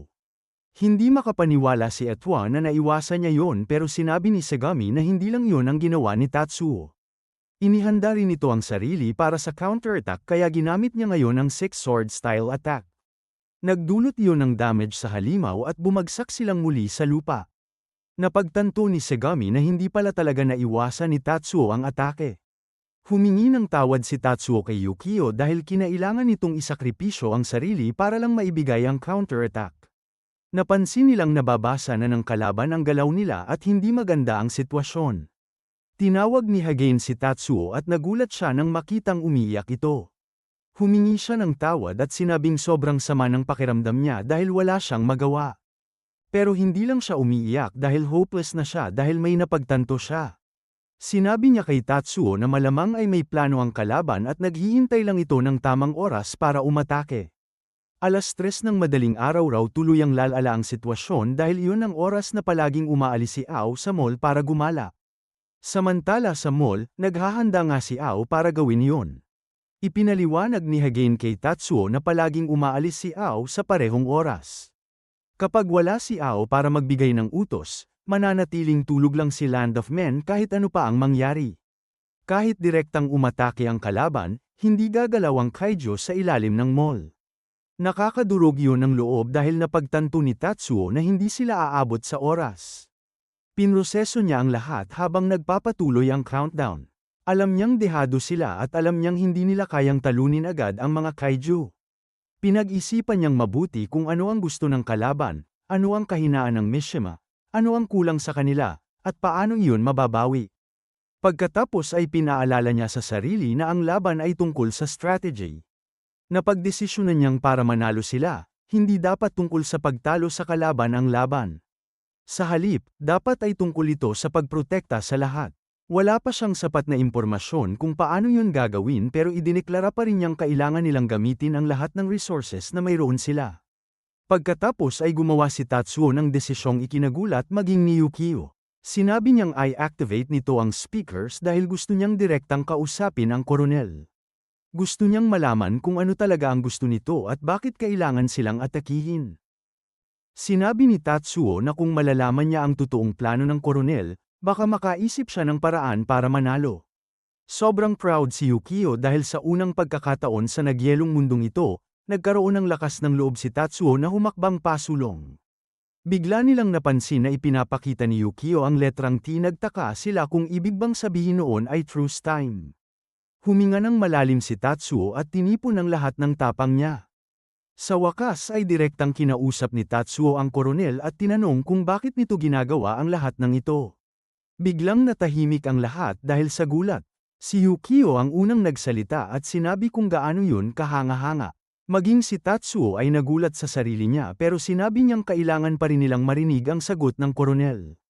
Tumawa ang koronel at sinabing masaya siyang sagutin yun. Ibinunyag niyang ginagawa ng VID ang lahat ng ito para iligtas ang mundo. Ipinaliwanag niyang nasa Tokyo pa rin ang humanoid variant na nagdulot ng Great Freeze at balak ng VID na sila ang pumatay rito. Para magawa iyon, napagdesisyonan nilang hiramin ang Flaming Kaiju mula sa Mishima. Nagkaroon ng ideya si Tatsuo pero nag-aalala si Yukio kung nagkamali ba siya. Unang beses pa lang ni Tatsuo makipag-communicate at napakataas ng stakes. Agad na iminungkahi ni Tatsuo na kung yun lang naman ang goal nila, pwede naman silang magtulungan. Nagulat ang lahat at tila sandaling pinag-isipan iyon ng koronel. Muling ipinakita ng koronel ang kabaliwan niya nang mawalan siya ng kontrol sa emosyon niya. Sinabi niyang sobrang unfair na laging si Tatsuo ang nasa spotlight kahit napakakulang nito. Araw-araw raw niyang ipinagdarasal ang pagkabigo ni Tatsuo. Idineklara niyang palaging hadlang si Tatsuo sa kanya at gusto niyang matapos na ang buhay nito. Natapos ang komunikasyon at naiwang tulala si Tatsuo. Muling pinitik ng koronel ang mga daliri niya kaya nagpatuloy sa pag-atake si Hercules. Sumugod ito gamit ang malakas na strike at napaurong si Yukio. Sunod-sunod ang walang tigil nitong pag-atake habang hirap na hirap mabuhay ang mga bida. Tinawag ni Tatsuo si Yukio pero naghahanda na si Hercules sa susunod nitong atake. Kinilabutan si Tatsuo nang tabasin muli ni Hercules ang bahagi ng katawan ni Yukio. Halos hindi na makapagsalita si Yukio habang sinasabing huwag umiyak si Tatsuo bago bumagsak sa lupa. Halos hindi na ito makagalaw pero hindi pa tapos ang koronel. Inutusan niya si Hercules na magpatuloy sa opens iba at huwag huminto. Gusto niyang tapusin ni Hercules si Tatsuo kaya nagsimulang year-okan ng halimaw si Yukio. Tuluyan ang naduraj si Tatsuo habang napagtatantong nabigo siya. Maaabot ng mga kalaban ang mall at mamamatay ang lahat. Mas lalo pang gamulo ang isip niya habang iniisip ang nabigo niyang pakikipag-usap sa koronel. Lumipad sila ng napakabilis at iniisip ni Yukio na kailangan nilang lumipad ng mas mataas kaysa kayang abutin ng atake ni Hercules. Sa kasamaang palad, nahabol sila ni Hercules at hindi makapaniwala ang mga bida. Napakabilis nitong mag-react at eksaktong kasabay nilang lumipad. Nabasa nito agad ang plano nila at kinontra yun ng walang pag-aalinlangan. Muling sumigaw si Segami na mamatay na siya at naghanda si Hercules para sa huling atake. Sumigaw si Yukio sa frustration dahil wala siyang magawa ngayon kaya nilock niya ang controls. Kinuha niya ang kontrol sa sarili niya at sapat yun para makapag-counterattack siya. Nabigla si Segami at hindi makapaniwala si Tatsuo na tumama sila. Gumamit pa si Yukio ng isa pang maneuver kahit tinamaan siya para lang makatakas sila. Pansamantala silang nakatakas at humingi ng tawad si Yukio kay Tatsuo dahil inagaw niya ang kontrol. Ibinalik niya ito at si Tatsuo naman ang humingi ng tawad. Sobrang wasak siya dahil bagbog na si Yukio at sinabi niyang nahihiya siya sa sarili niya.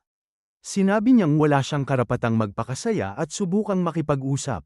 Akala niya sandali na nagbago siya at baka kayanan niya. Tinawag niya ang sarili niyang tanga at sinabing mali siya. Nasaktan si Yukio dahil proud na proud siya sa laki ng ipinagbago ni Tatsuo. Pilit niyang hinahanap ang tamang salita para maabot ito pero nahihirapan siya. Sinisisi niya ang sarili dahil kulang ang specs ng katawan niya para manalo laban kay Hercules. Kailangan nilang makarating agad sa village pero hindi man lang siya makabuo ng sapat na bilis. Patuloy siyang naghahanap ng tamang salita pero wala siyang makita. Gusto niyang sabihin kay Tatsuo na magiging okay ang lahat dahil magkasama sila pero may problema roon. Napagtanto ni Yukio na ang mismong existence niya ang nagtulak kay Tatsuo sa pag-iisa. Pinakiusapan niyang lumabas ang tamang salita pero walang nangyari. Tuluyan ang nawawala ng pag-asa ang mga lalaki nang biglang hawakan ni Hagane ang kamay ni Tatsuo. Pilit niyang pinapakalma ang sarili pero punong-puno ng luha ang mukha niya. Sa huli ay tuluyan siyang bumagsak at sinabing sobrang nakakatakot ang inatake sila. Hindi niya kayang tanggapin ang ideyang mamamatay siya at mawawala ang lahat. Nasasaktan siya para kay Tatsuo dahil hindi niya alam na ganito pala nakakatakot ang mga iniisip nito araw-araw. Halos buong buhay nang lumalaban si Tatsuo sa mga kaiju at sobrang naaawa siya rito. Nawala nang masabi si Tatsuo dahil normal na lang para sa kanya ang pakikipaglaban sa kaiju. Naantig siya sa simpatiya ni Hagane at sabay silang umiyak. Lalapit sana si Yukio para sumabay sa paghawak kamay pero umatras siya. Sa halip, sinabi niyang bibilisan pa niya lalo at muli silang sumugod. Idineklara niyang kailangan nilang maunahan ang mga kaiju sa pagdating sa mall. Biglang may natanggap na kakaibang transmission si Yukio. Matapos ang lahat ng nangyari, nakakagulat nang makatanggap pa ng signal. Dapat ay wiped out na ang civilization. Pagkalipas ng ilang segundo, nakatanggap si Yukio ng coded message mula sa parehong unknown sender. Dinikrypt niya ito at binasa ng malakas. Ang mensahe ay nagsasabing lumayo sila dahil nakarating na ang mga kaiju. Nabigla sina Tatsuo at Yukio at napaisip kung sino sa mundo ang nagpadala ng mensaheng yun. Samantala, dumating na ang grupo ni Veer sa mall. Tahimik at payapa ang loob dahil natutulog ang lahat, pero hindi ito nagustuhan ng kanilang koponan. Naiinis sila dahil habang papalapit ang panganib, mahimbing pa ring natutulog ang mga tao na parang walang anumang banta. Namangha naman ang maliit na dilaw na lalaki dahil napakainit ng paligid ng mall at wala man lang yelo sa paligid nito.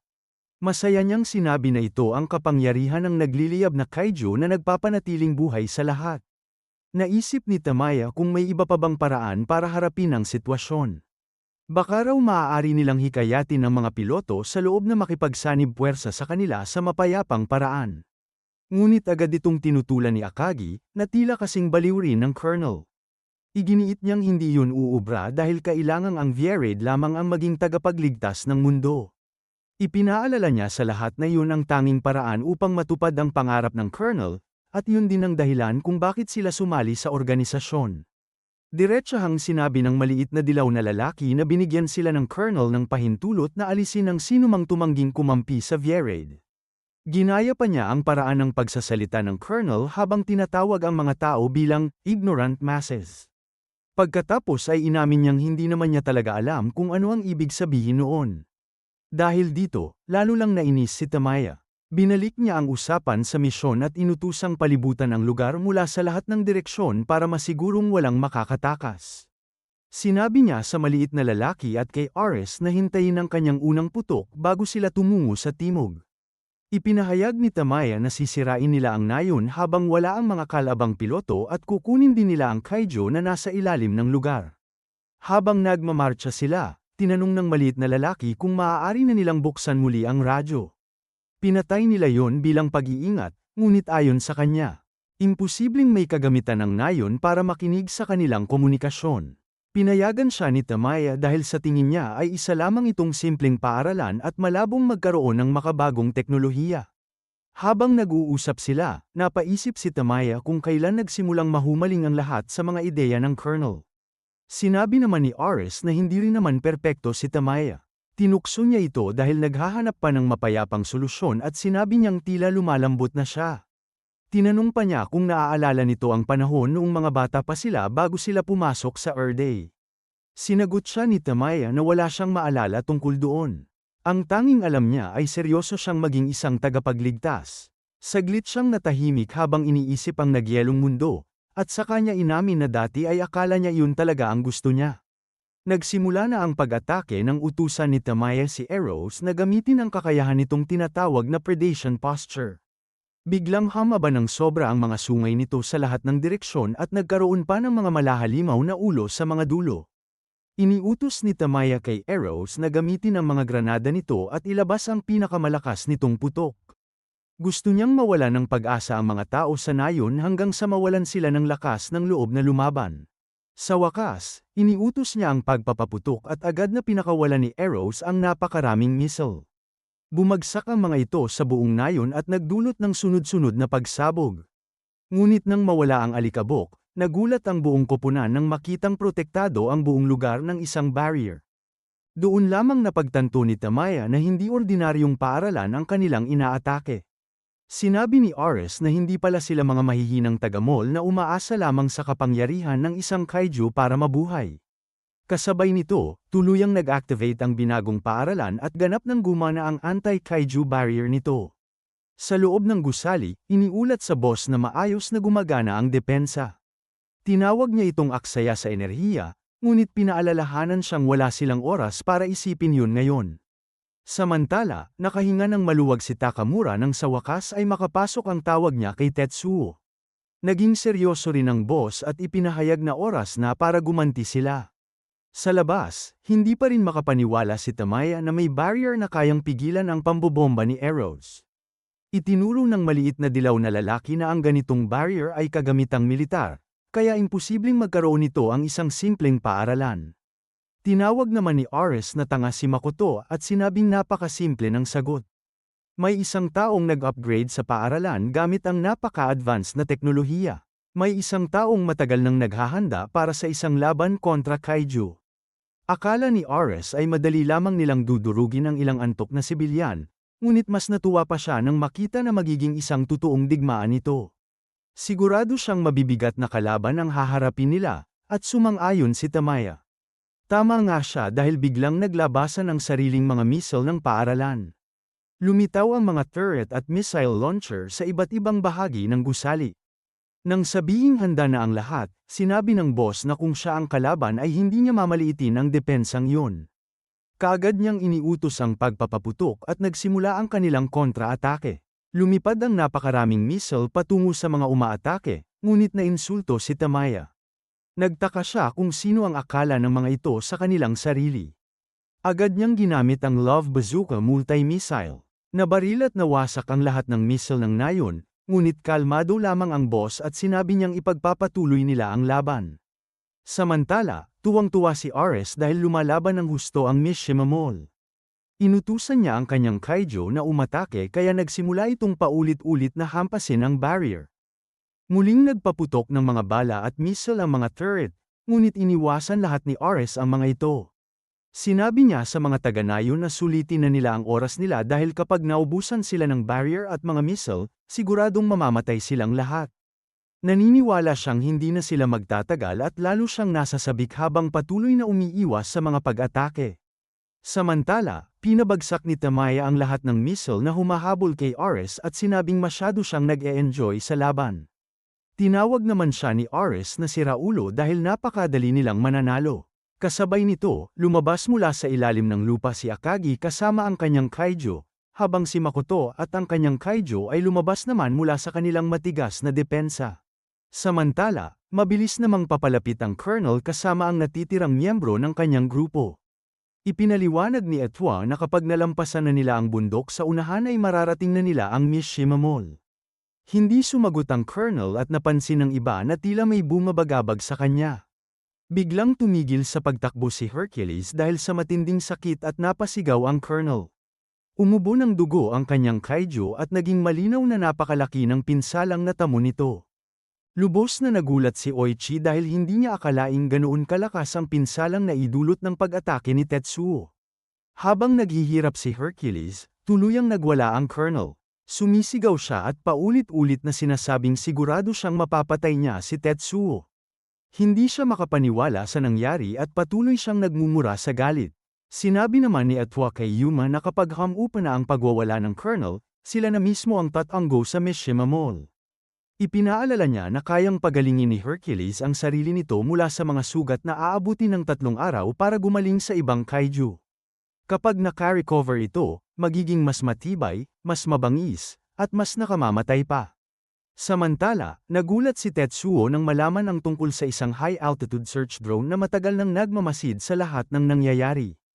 Ipinaliwanag ni Takamura na hindi na magtatagal ang baterya nito, ngunit kaya nitong maghanap ng mga tao mula sa mall sa kabundukan sa pamamagitan ng paglipad ng napakataas sa himpapawid.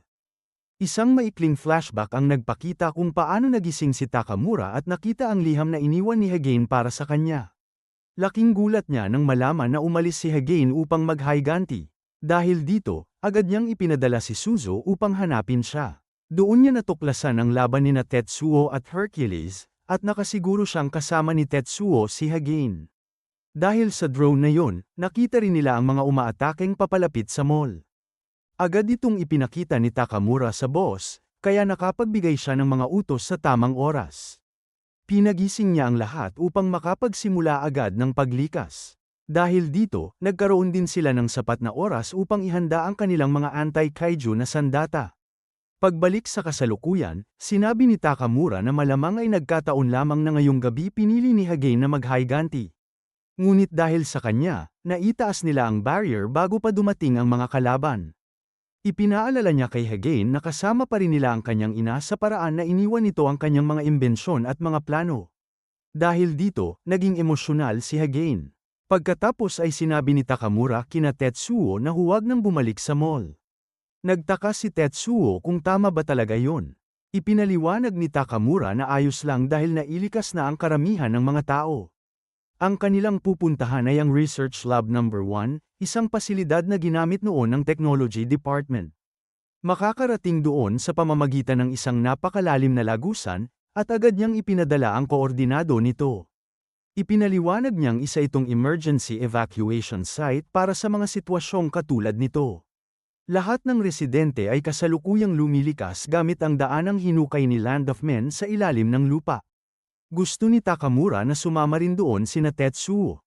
Habang papunta roon, hindi maiwasang magtaka ni Tetsuo kung gaano kalaking panganib ang kinakaharap nila. Nagkaroon din ng maling akala si Yukio at tinanong kung ilan ang mga kalabang papunta sa evacuation site. Akala niya ay pupunta sila roon upang protektahan ang mga evacuee mula sa pag-atake. Ngunit sinabi ni Takamura na hindi yun ang dahilan. Pinapante niya sila roon dahil sila mismo ay dapat nang lumikas. Nagulat ang tatlo, hindi man lang sumagi sa isip nila na tumakas. Akala nila ay patuloy silang lalaban. Hindi makapaniwala si Takamura, kahit siya ay kitang-kita kung gaano na sila kapagod at kasugitan. Sinabi pa niya na mukhang bagbog na bagbog ang mukha ni Tetsuo matapos ang matinding laban. Pinutol ng boss ang kanilang usapan at inutusang tumigil na sa pakikipagkwentuhan. Sinabi niyang lumikas agad ang tatlo. Alam ng boss na hindi na sila aabot sa oras dahil halos ubos na ang reserbang enerhiya na nagpapatakbo sa barrier. At gaya ng kanyang kinatatakutan, tuluyan nang naubos ang enerhiya at bumagsak ang depensa. Nakita ng grupo ng Vir ang pagdilim ng buong nayon. Kaagad na lumapit si Ares gamit ang kanyang kaiju at winasak ang aparato na lumilikha ng barrier. Tinukso niya ang mga tao dahil wala na silang proteksyon.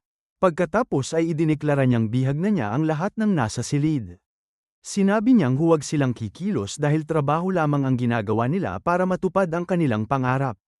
Ipinaliwanag niyang narinig nila na nasa ilalim ng lupa ang nagliliyab na kaiju at balak nila itong kunin. Sa kabilang banda, sinisisi naman ni Furamaki ang kanyang sarili matapos siyang mahulog sa isang malaking bitak habang sinusubukang bumalik sa mall. Kakausap lamang sa kanya ng boss kaya alam niyang wala silang oras dahil kasalukuyang inaatake ng mga kaiju ang mall. Iminungkahi niyang maglakad na lamang sila papunta sa evacuation site at tiniyak na magiging maayos ang mall. May dahilan siya para sabihin yon. Dahil papunta na ang kanilang tagapagligtas. Ipinakita si Ao na buong bilis na tumatakbo pa uwi.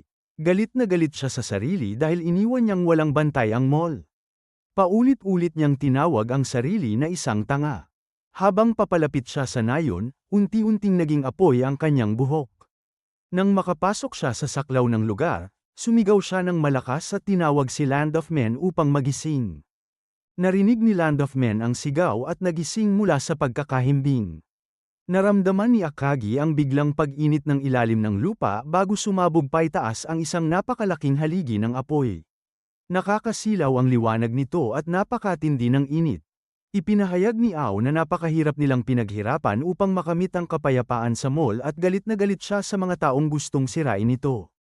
Sinabi niyang hindi ito ang panahon para mag-away-away ang mga tao. Pagkatapos ay pinakawalan niya ang napakalaking kapangyarihan. Kahit ganoon, kampante pa rin siya dahil tatlo sila laban sa isa. Nagpasya siyang sirain na lamang ang nagliliyab na kaiju at iuwi ito.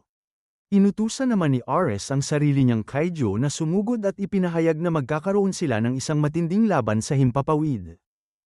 Sa loob ng paaralan, nagtataka ang lahat kung umatras na ba ang mga kalaban. Sinuri ng boss ang footage ni Suzo at kinumpirma na lahat ng kalaban ay nakatutok na kay Ao.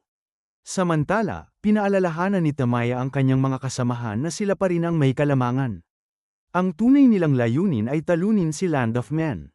Kaya sabay-sabay silang umatake. Agad na napansin ni Ao na nasa alanganin sila dahil kayang umatake ng mga kalaban mula sa malayo. Ngunit isa lamang pala itong panlilinlang dahil biglang umatake si Ares mula sa likuran. Tumama ang atake at bumagsak sila sa lupa. Tinukso sila ni Ares at sinabing lalo lamang silang lulubog dahil sa matinding init na inilalabas ng katawan ni Land of Men. Ngunit sinabi ni Tamaya na hindi pa tapos ang laban. Gusto niya ng ganap at malinaw na tagumpay. Ipinaalala niyang tatlo sila laban sa isa. Pagkatapos ay sumigaw siya na ang Vir ang magliligtas sa mundo. Nanlaki ang mga mata ng boss nang marinig ang pangalang yun. Ngayon lamang niya napansin ang insignia sa balikat ng mga kalaban. Nakasulat doon ang 2,400 Brigade Vir. Bigla niyang naalala ang mga lumang tsismis noong panahon niya sa Erd. Ang unit na yun ay pinamunuan ng isang lalaking nagngangalang Segami, isang sundalong lubhang hinahangaan.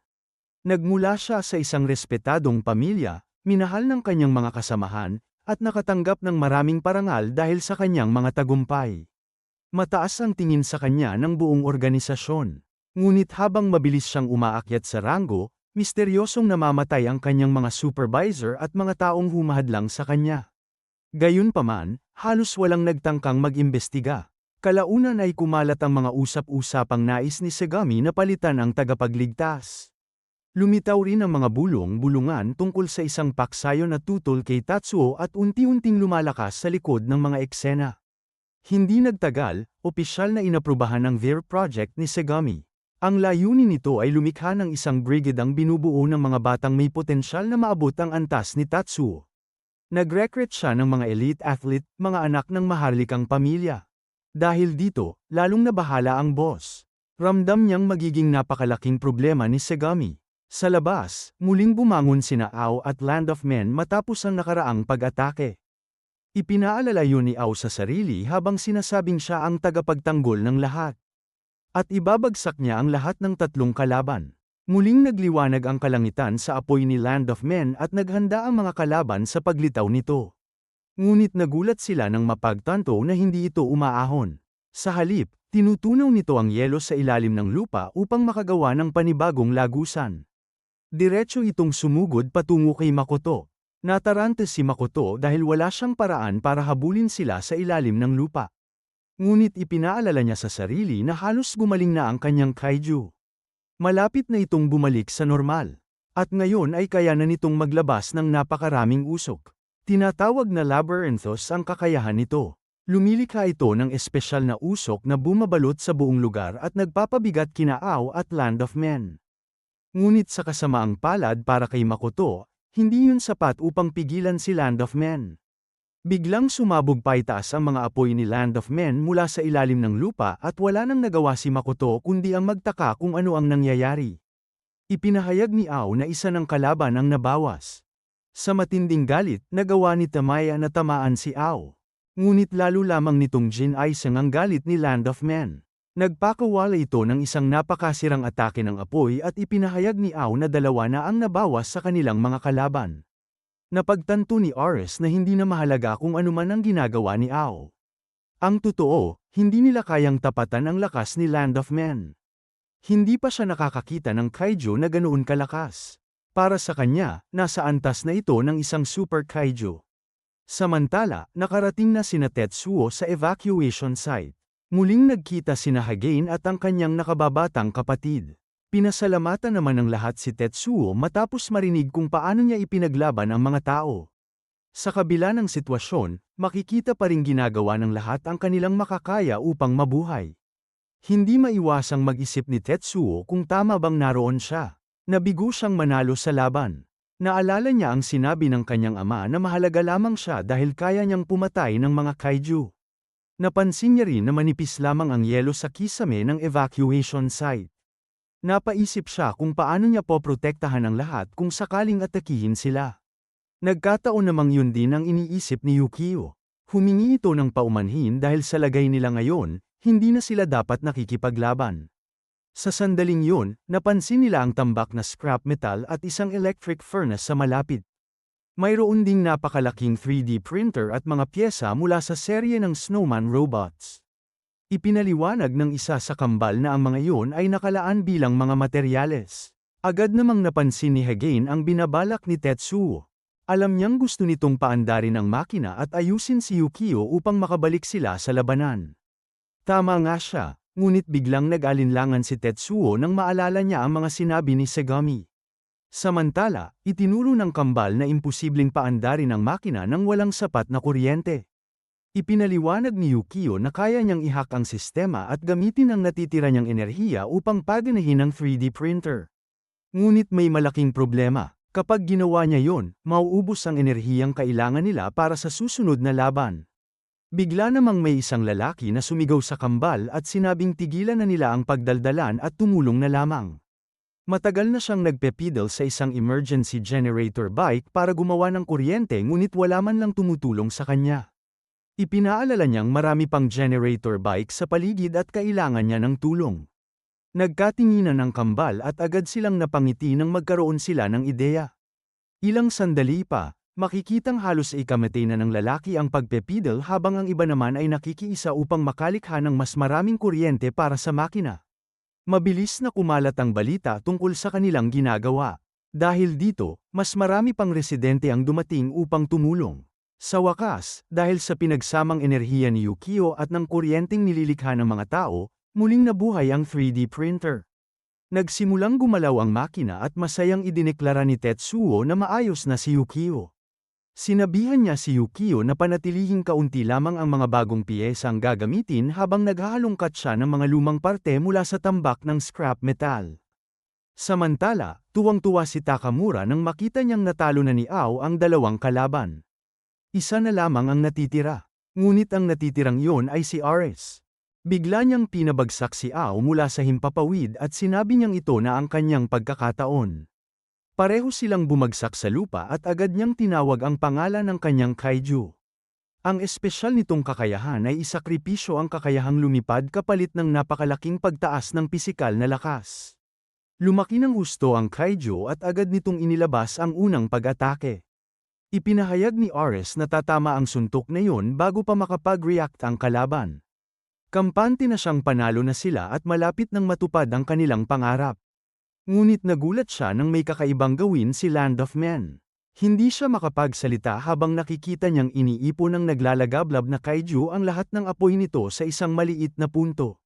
Pagkatapos ay ipinahayag ni Ao ang pangalan ng teknik, Child of the Sun. Sa una ay tila maliit lamang ang atake, ngunit nang sumabog ang napakasiksik na enerhiya sa loob ng kaiju ni Ares, isang napakalaking pagsabog ang sumikop sa buong lugar. Masayang idineklara ni Takamura na sina Ao at Land of Men ang nagwagi. Ngunit hindi nagtagal ang kanilang pagdiriwang. Biglang nag-teleport sa kanilang harapan ang natitirang miyembro ng Veer. Ngumiti si Segami at sinabing checkmate na ito. Sa isang iglap, pinutol ni Hercules ang isa sa mga braso ni Land of Men. Dahil konektado siya rito, naramdaman mismo ni Ao ang matinding sakit at napasigaw siya. Binalaan ni Segami si Hercules na mag-ingat dahil kapag tinamaan nila ang puso ng naglalagablab na kaiju ay tuluyan itong mamamatay. Agad namang sinabi ni Land of Men kay Ao na ibang klase ang kaiju ng lalaking iyon. Malayo ito sa mga kalabang nakaharap nila kanina. Gayunpaman, hindi siya sumusuko at naghanda siya ng panibagong pag-atake. Ngunit napakalakas ng kalaban. Sa loob lamang ng isang kisap mata, nakaganti agad ito. Napagtanto ni Land of Men na dehado sila sa malapitan ng laban. Kaya ang tanging pagpipilian niya ay atakihin mismo ang tao at takutin ang kaiju tamer upang umatras. Nagpakawala siya ng apoy ngunit nagulat si Ao nang biglang mawala si Segami. Sa susunod na sandali, nasa loob na pala ito ng bibig ng kanyang kaiju, isang lugar na hindi maaabot ng apoy. Hindi nagsayang ng oras si Segami. Agad niyang ipinatusok kay Hercules ang mga kuko nito sa katawan ni Land of Men. Ipinaalala pa niyang hindi sapat ang kanilang apoy upang pigilan si Hercules. Sunod-sunod na suntok ang pinakawalan ng dambuhalang kaiju. Hindi makapaniwala si Ao dahil parang nababasa ng kalaban ang bawat plano nila. Parang alam nito ang lahat ng gagawin nila bago pa man nila ito may segowa. Habang walang tigil ang pambubugbog kay Land of Men, nakaisip pa rin ito ng paraan. Sinabi nito kay Ao na gamitin muli ang Child of the Sun. Kailangan lamang niyang piliting ilabas ang sapat na apoy upang tamaan si Hercules. Ngunit tumanggi si Ao. Ipinaalala niyang kailangan nilang manatiling kalmado at nakapokus upang may sigawa ang teknik na yun. At doon siya lalong nabigla. Dahil eksaktong yun ang sinabi ni Segami bago pa niya mabigkas ang mga salita. Ngumiti si Segami at sinabing hindi niya muna sila papatayin. Gusto muna niyang ipaghiganti ang kanyang mga nasawing tauhan. Susubukan daw niyang pahirapan sila hanggat maaari. Muling nagpakawala si Hercules ng sunod-sunod na suntok hanggang sa paliparin nito si Land of Men. Malubha na rin ang mga sugat ni Ao. Nanginginig sa takot ang mga nanunood habang nakikita kung gaano kalupit ang pagkatalo nila. Nang bumagsak si Ao, agad siyang sinalo ni Hercules. Sinabi ni Segami na hindi nila maaaring hayaan siyang basta mahulog. Kasunod nito, nag-teleport si Etwa at masaya niyang ipinahayag na maayos ang lahat. Nakuha na nila ang naglalagablab na kaiju. Dahil dito, magagawa na nilang makapasok sa Arctic region ng Tokyo. Tatalunin nila ang humanoid variant na Some-Air sa mundo at sila ang kikilalaning mga tagapagligtas. Ngunit bago pa niya matapos ang sasabihin, muntik na siyang tamaan ng bala sa mukha. Agad namang pina-teleport ni Etwa si Hermes upang protektahan sila. Ngunit napansin ng boss na walang epekto ang mga bala rito. Sumugod si Hermes upang tapusin na sila. Subalit sa hindi inaasahang pagkakataon, biglang dumating sina Tetsuo at Yukio. Sa isang napakalakas na suntok, dinurog nila si Hermes. Kasama nito, natanggal din sa laban si Etwa. Napatulala ang lahat. Samantala, masayang idineklara ni Takamura na dumating na ang mga tunay na tagapagligtas. Naghanda ang magkabilang panig para sa susunod na laban. Samantala, naging seryoso si Tetsuo. Dahil sa pagkakataong ito, hindi kaiju ang kanyang makakalaban. Ito ang unang tunay niyang laban sa kapwa-tao. Agad na pumorma si Yukio at buong tapang na inutusan si Hercules na pakawalan si Ao. Sa sandaling makita ni Tetsuo ang kalunos-lunos na kalagayan ng kanyang mga kasama, lalo na si Ao, nagliyab ang galit sa kanyang dibdib. Samantala, nakahinga naman ng kaunti ang iba nang makita nilang dumating na ang kanilang mga bayani. Ngunit hindi ganoon ang reaksyon ng boss.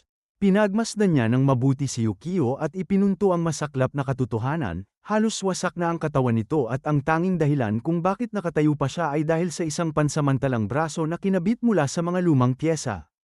Nakakadismaya para sa kanya na wala silang ibang mapagpipilian kundi umasa sa mga sugatan nilang bayani. Habang pinagmamasdan sila, hindi niya maiwasang sisihin ang sarili dahil wala siyang magawa para tulungan sila ng higit pa. Samantala, hindi maitago ni Segami ang matinding inggit na nararamdaman niya para kay Tetsuo. Napagtanto ni Segami na hindi niya maaaring hayaang magulo ang laban. Kaya agad siyang pumwesto sa mas mataas na lugar at hinamon si Tetsuo na doon sila magtutuos. Habang naghahanda siya, ipinaalam ni Yuma na natipon na ni Toichi ang lahat ng sugatang kakampi nila. Kahit na namatay ang kanilang mga kaiju at nawalan sila ng malay. Buhay pa rin ang mga ito. Sinabi rin ni Yuma na handa siyang lumaban anumang oras gamit ang kanyang baril. Ngunit tumanggi si Segami. Ang tungkulin niya raw ay bantayan si Ao at ang Flaming Kaiju. Kasabay nito, malamig niyang idineklara na tatapusin niya ang buhay ni Tetsuo. Nakakapanghinayang man daw dahil hindi niya makukuha ang robot nito, sigurado naman siyang basta mapasa kanya si Hercules sa pagtatapos ng Big Freeze, siya ang magiging tunay na panalo. Pagkatapos ay may naalala siya. Hindi niya maaaring hayaang magising muli ang piloto ng Flaming Kaiju. Kaya walang pag-aatubili niyang dinurog ang katawan ni Ao upang baliin ang ilan sa mga buto nito. Dahil dito, tuluyang sumabog ang galit ni Tetsuo. Sumugod siya ng buong lakas, ngunit mabilis na ibinagsak ni Segami si Ao sa kanyang daraanan upang pigilan ang kanyang pag-atake. Sinamantala yun ni Hercules at malakas na itinulak palayo si Yukio. Napaatras ang mga nanunood habang nasasaksihan nila ang napakalaking lakas ng higanteng kaiju. Ngunit hindi nagpatinag si Tetsuo. Sinabi niya kay Yukio na maayos siya at nangakong ipaparanas niya kay Segami ang pagsisisi sa ginawa nito kay Ao. Sa pagkakataong yon, may naramdamang kakaibang presyon si Segami. Sabay na sumugod sina Tetsuo at Yukio. Napansin niyang ginagamit nila ang jet booster na nakakabit sa kanilang kanang braso upang mapabilis ang kanilang pag-atake. Kahit mahusay na nakakaiwas si Hercules, may bago ng alas ang magkambal na mandirigma. Ang Snowman Tomahawk, mabilis nilang tinarget ang leeg ni Hercules. Nagawa man nitong harangin ang unang atake, nabigla si Segami nang makita niyang naitulak pa rin nila ang napakalaking kaiju. Dahil sa dagdag na bilis mula sa kanilang jet propulsion, mas naging mapaminsala ang bawat hampas. Nang umiwas si Hercules sa susunod na pag-atake, tila alam na agad ng dalawa ang gagawin nito. Dahil nawala nito ng balanse sa unang suntok, pinakawalan ni Tetsuo at Yukio ang kanilang jet-propelled punch. Bahagya pa ring nakaiwas si Hercules. Biglang bumalik ang talam at tumama sa likod ng ulo ni Hercules, dahilan upang maputol ang malaking bahagi nito. Doon lubusang naunawaan ni Segami kung gaano kalakas ang bagong bersyon ni Yukio. Nayanig si Segami, hindi lang lakas ang nadagdagan sa kanila. Maging ang paraan ng kanilang pakikipaglaban ay umangat sa panibagong antas. Kahit makaiwas siya sa isang pag-atake, may kasunod agad. Ngunit nang mawala ang alikabok, agad na naglaho ang kanilang pagdiriwang. May bagong anyo si Hercules. Inamin ni Segami na kung wala ang predation posture at ang kanyang supernatural ability, hindi niya kailanman matatalo si Tetsuo. Sa kabutihang palad para sa kanya, taglay niya ang mga iyon. Muling sumugod ang dalawa, ngunit ngayon ay mas mabangis na si Hercules. Ginamit nila ang magkakasunod na pag-atake upang pilitin siyang mapunta sa isang hindi magandang posisyon. Kalaunan ay nakaganti ito. Doon napansin ni Tetsuo ang isang bagay. Parang alam ni Hercules ang lahat ng galaw nila bago pa nila gawin ang mga ito. Parang nakikita nito ang hinaharap. Habang patuloy silang napipinsala, nagbigay si Tetsuo ng nakakagulat na utos. Pinabuksan niya kay Yukio ang lahat ng combat logs ni Hercules at ipinakita ang mga yun ng sabay-sabay sa 50% transparency. Balak niyang pag-aralan ang supernatural ability ng kalaban habang nakikipaglaban. Mapanganib ito, halos imposible, ngunit kung may isang taong kayang gawin yon, si Tetsuo yun. Samantala, inutusan ni Segami si Hercules na gamitin ang predation posture. Dito tuluyang nabunyag ang sikreto ng kanilang kakayahan. Sa loob ng isip ni Hercules, tila nakatayo si Segami sa harap ng hindi mabilang na piraso ng salamin. Bawat isa ay nagpapakita ng posibleng hinaharap. Dahil tanging sarili niyang desisyon ang hindi pa nakatakda, nagkakaroon ng napakaraming sangay ang bawat posibilidad. Sa madaling salita, may cheat sheet siya para sa hinaharap. Ngunit may kapalit. Bigla siyang umubo ng dugo. Lumabas na ang pagtingin ng higit sa 10 segundo sa hinaharap ay unti-unting sinisira ang kanyang katawan. Sa kabila nito, tumanggi siyang huminto.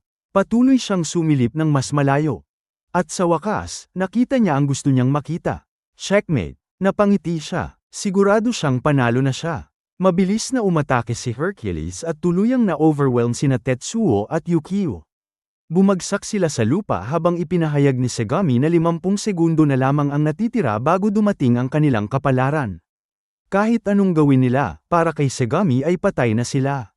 Ngunit nang akala niyang tapos na ang lahat, isang hindi inaasahang bagay ang hamarang sa kanyang nakamamatay na atake. Suzo, nagulat ang lahat. Mas lalo pa silang nagtaka nang malaman nilang ang mga kaibigan ni Ao ang kumokontrol dito. Galit na galit sila sa ginawa ni Hercules kay Ao at nagpasya silang gumanti. Dahil sa pangyayaring yon, nagbago ang takbo ng laban. Kinailangan muling suriin ni Sagami ang hinaharap. At kahit anong tingin niya, iisa pa rin ang resulta. Mapuputol ang ulo ni Yukio. Habang papalapit ang huling 10 segundo, may nabuo namang hinala si Tetsuo. Napansin niyang hindi nagawang hulaan ni Sagami ang pag-atake ng drone. At doon niya tuluyang naunawaan ang sekreto. Patuloy ang countdown. Ngunit sa mismong sandaling yon, binitiwan ni Tetsuo ang controls. Natigilan si Yukio, ngunit nagtiwala siya. Nang umatake si Sagami, laking gulat niya nang makaiwas si Yukio. Imposible, hindi yun nakita sa hinaharap. Doon ibinunyag ni Tetsuo ang kanyang natuklasan. Sa daan-daang suntok na nagpalitan sila, 2 lamang ang hindi nakita ni Hercules. Ang drone attack, at ang kusang paggalaw ni Yukio noong una silang nagkita. Napagtanto niya na nakikita lamang ng kakayahan ni Sagami ang kilos ng mga buhay na nilalang. Hindi nito kayang hulaan ang kilos ng mga bagay na walang sariling buhay. Kaya pala nakatuon si Sagami sa mga galaw ng mga daliri at paa ni Tetsuo habang kinokontrol si Yukio. Nang maunawaan niya yon, alam na niya ang tanging paraan para manalo. Eksaktong oras na ikinandado ni Yukio ang controls. Siya na ang nagkaroon ng buong kontrol. At agad niyang pinakawalan ng isang mapaminsalang atake. Tumama ito ng direkta. Napuruhan ng husto si Hercules. Hindi makapaniwala si Sagami. Sinubukan niyang hulaan ang susunod na galaw ngunit wala ng saysay. Isa pang suntok. Isa pa. At doon niya tuluyang naunawaan. Si Yukio na mismo ang piloto. Kahit sa puntong yon, hindi pa rin nawawala sa isip ni Sagami ang pangarap niyang maging tagapagligtas. Muli siyang umatake, ngunit sa pagkakataong ito, kinuha muli ni Tetsuo ang kontrol at madaling nakaiwas. Tapos na ang laban. Desperadong naghanap si Sagami ng kahit isang posibilidad ng pagtakas. 1, 10, 100, 1,000, ngunit sa bawat sangay ng hinaharap na kanyang sinilip, wala ni 100 tungo sa tagumpay. Napasigaw siya kay Tetsuo. Pinilit niya itong mamatay, ngunit ngumiti lamang si Tetsuo. Sinabi niyang kaya na niyang harapin ang sugat na minsang sumire sa kanya. At sa halip na lamunin siya ng galit, gagamitin niya ito upang ipaunawa kay Sagami ang sakit na idinulot nito sa iba. Sabay silang sumigaw, sabay silang sumugod. Tumahimik ang lahat ng nanunood.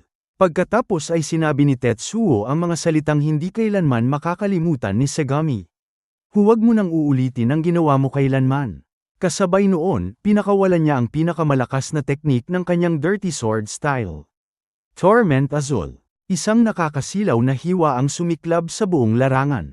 At sa loob lamang ng isang iglap, nagkapira-piraso ang katawan ni Hercules. Kung nagustuhan mo ang recap na to, i-like ang video at mag-subscribe para hindi mo ma-miss ang mga susunod na full season recaps. I-share mo rin ito sa mga kaibigan mong mahilig sa anime. Salamat sa panonood, at hanggang sa susunod na recap.